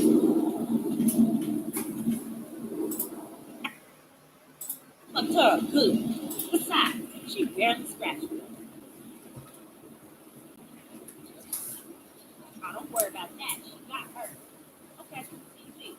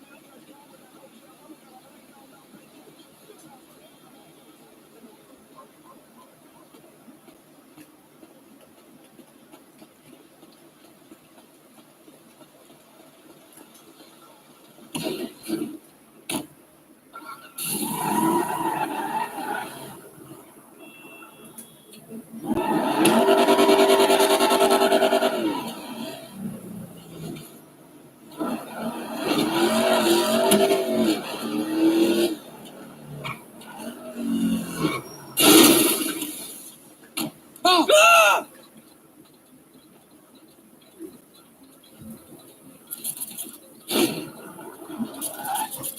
What the fuck? No!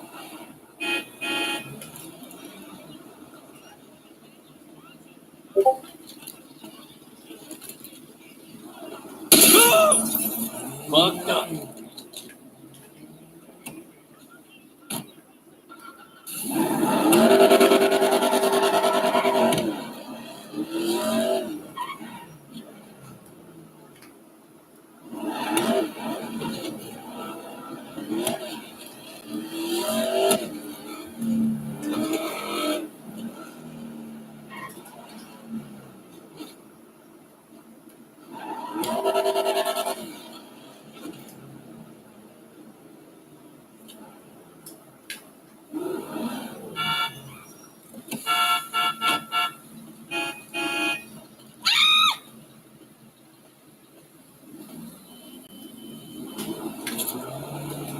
Oh my goodness. Oh.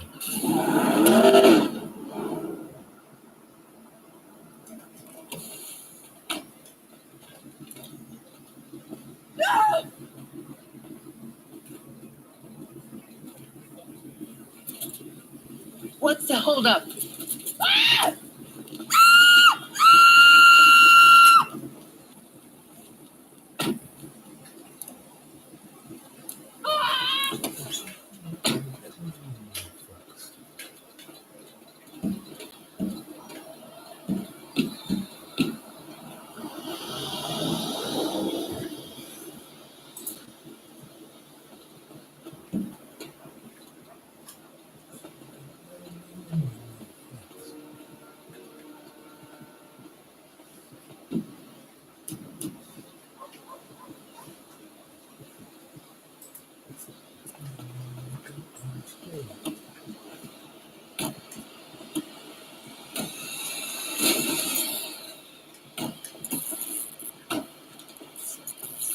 Oh!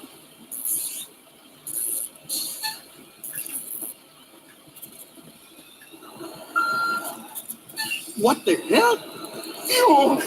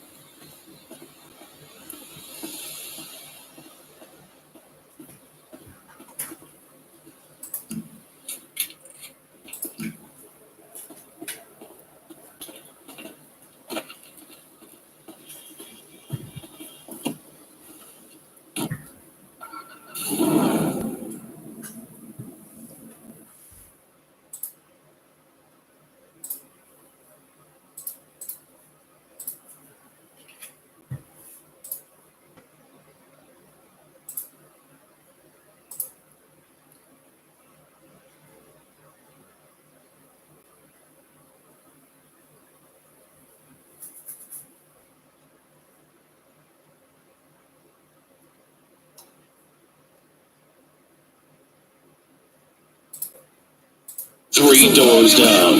Away from the Sun anniversary tour.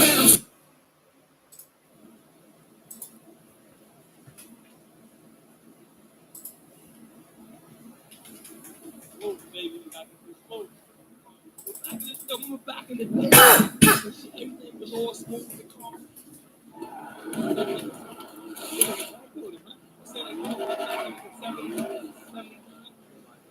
Now, 87, that was my favorite. Everything was fucking out, man. Everything was lovely, man. Yo, look at the oh, two, yo, ready? What's up with y'all? Ready? Yo, nigga. Even everybody's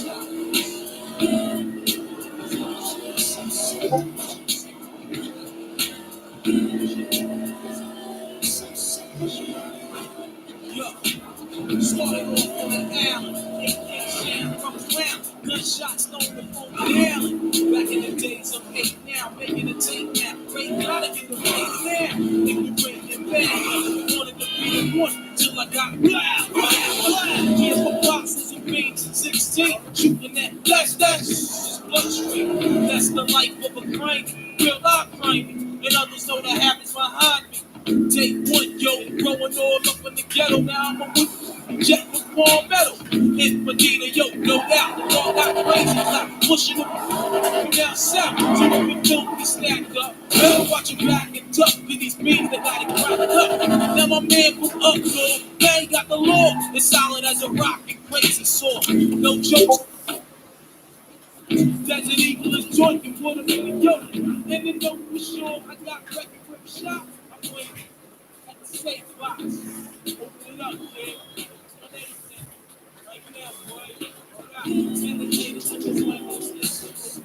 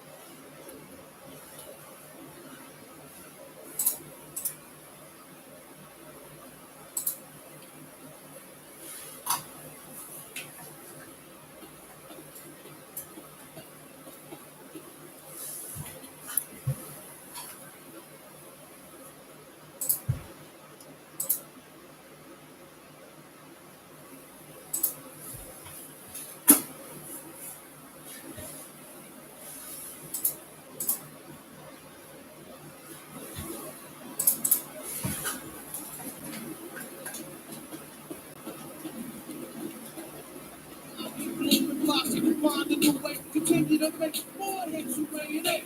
Sunshine plays a major part in the daytime.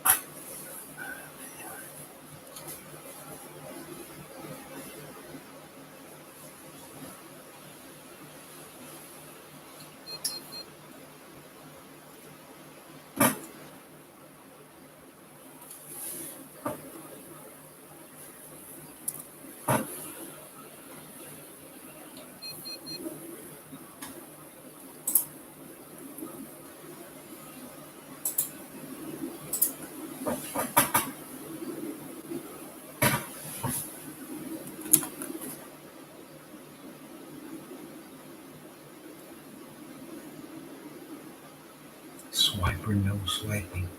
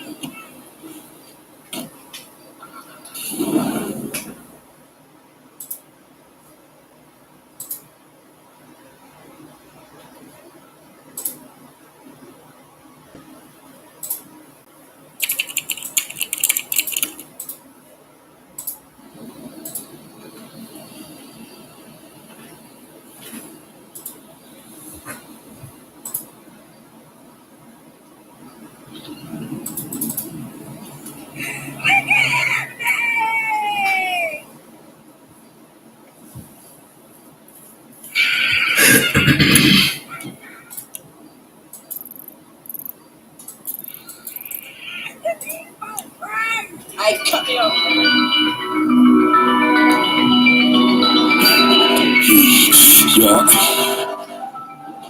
yeah, this 5 years later. I put that shit on like a mannequin. I get them folks on the sea. Every time when I pop out, I'm probably got like my wounds on ear. The spot with the glue on me ready to rock out. Murder was the first degree. I can't wait till he free. I hope it be that shit to get thrown out here. Whatever, whoever with me, I don't feel nothing. I don't give a fuck. I turn out. Friday out and feeling bad like a U-turn yesterday. I was just behind the fence. I've been waiting on this day to get here for like 5 years now. Get these shots cause I'm a real. I was breaking every law. It didn't get real. I was selling dope like my clientele was free. I told money, having home with it reading. Now for one thing, I made back when I spent. I ain't giving no warning. We gon' send them at the top, moving like the army, really to my top.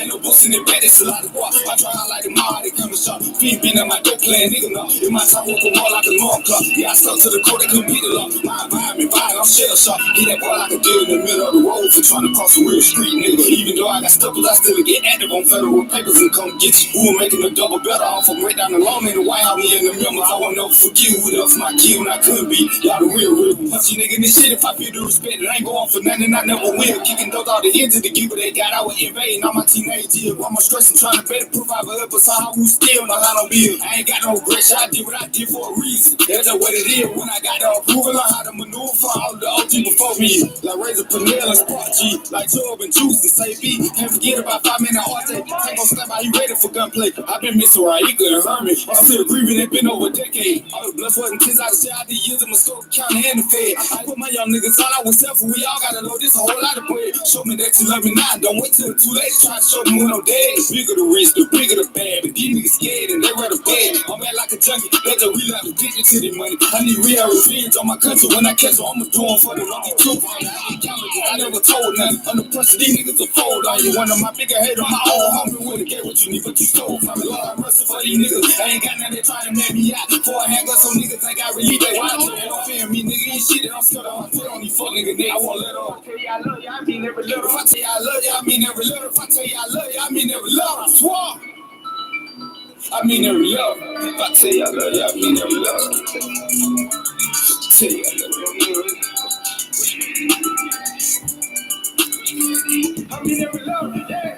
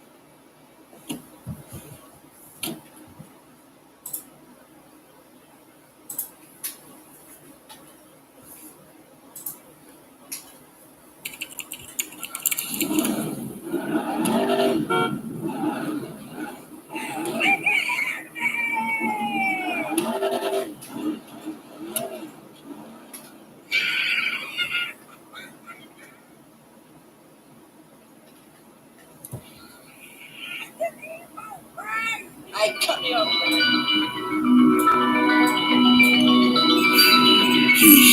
Yeah. Oh yeah, this 5 years later.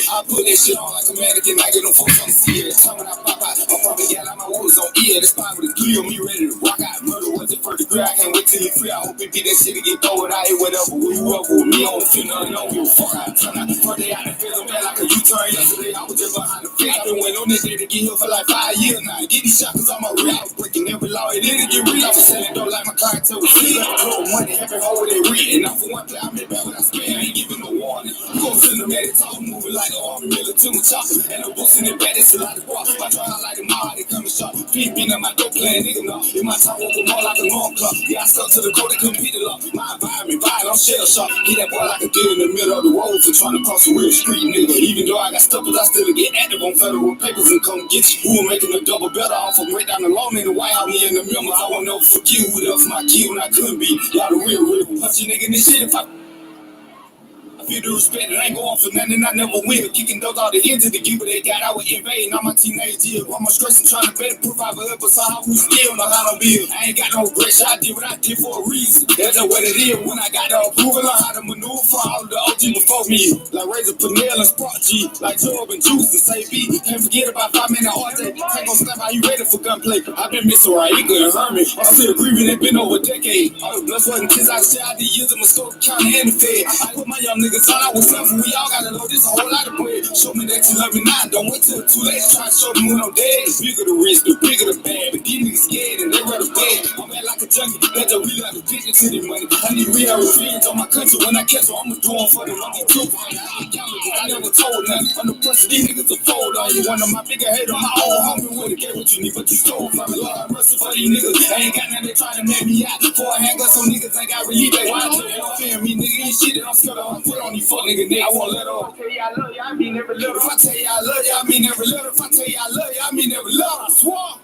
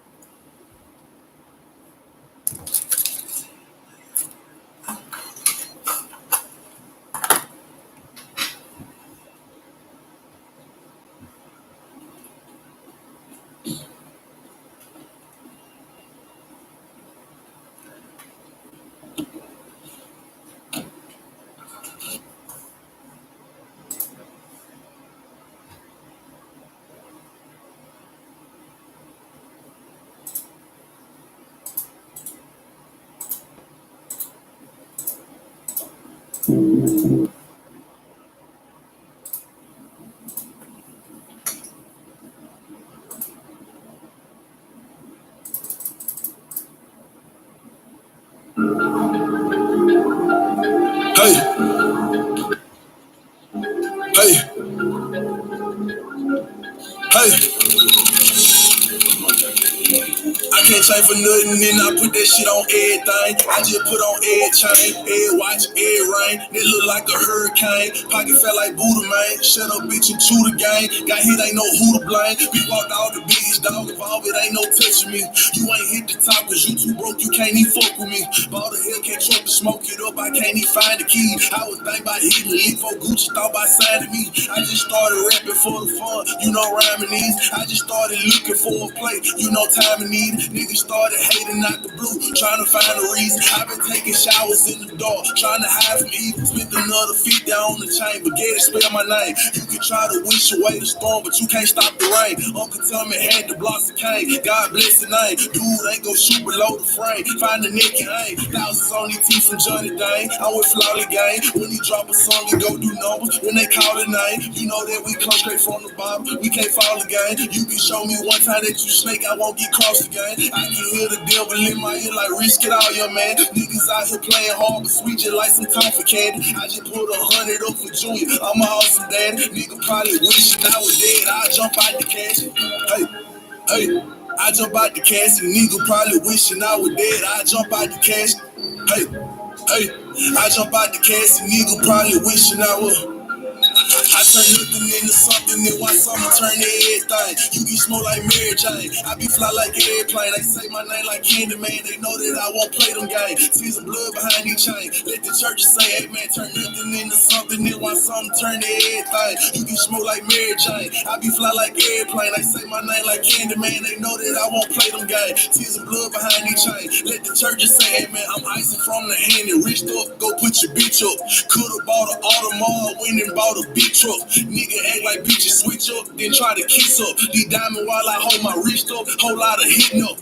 4G autos on the Dodger fast while it lift up. I'm drinking on this pop, this shit too thick, I can't even sit up. I'm feeling like I'm Vegas, all this paper got me lit up. I'm popping so much shit, it costs a 10 just for a hiccup. A 20 for a verse and then a 30 just to see up. Sometimes I put on fashion, it's 1,000 from the feet up. I just flew out to Cali, went to cooking for a real. Get pimpin' cost a ticket, why the fuck I serve it free for? Ticket, why the fuck I serve it free for? This pimpin' cost a ticket, why the fuck I serve it? I turn nothing into something, then why something turn to everything? You get smoke like Mary Jane, I be fly like airplane. They say my name like Candyman, they know that I won't play them games. Tears of blood behind me chain, let the church say amen. Turn nothing into something, then why something turn to everything? You get smoke like Mary Jane, I be fly like airplane. They say my name like Candyman, they know that I won't play them games. Tears of blood behind me chain, let the church say amen.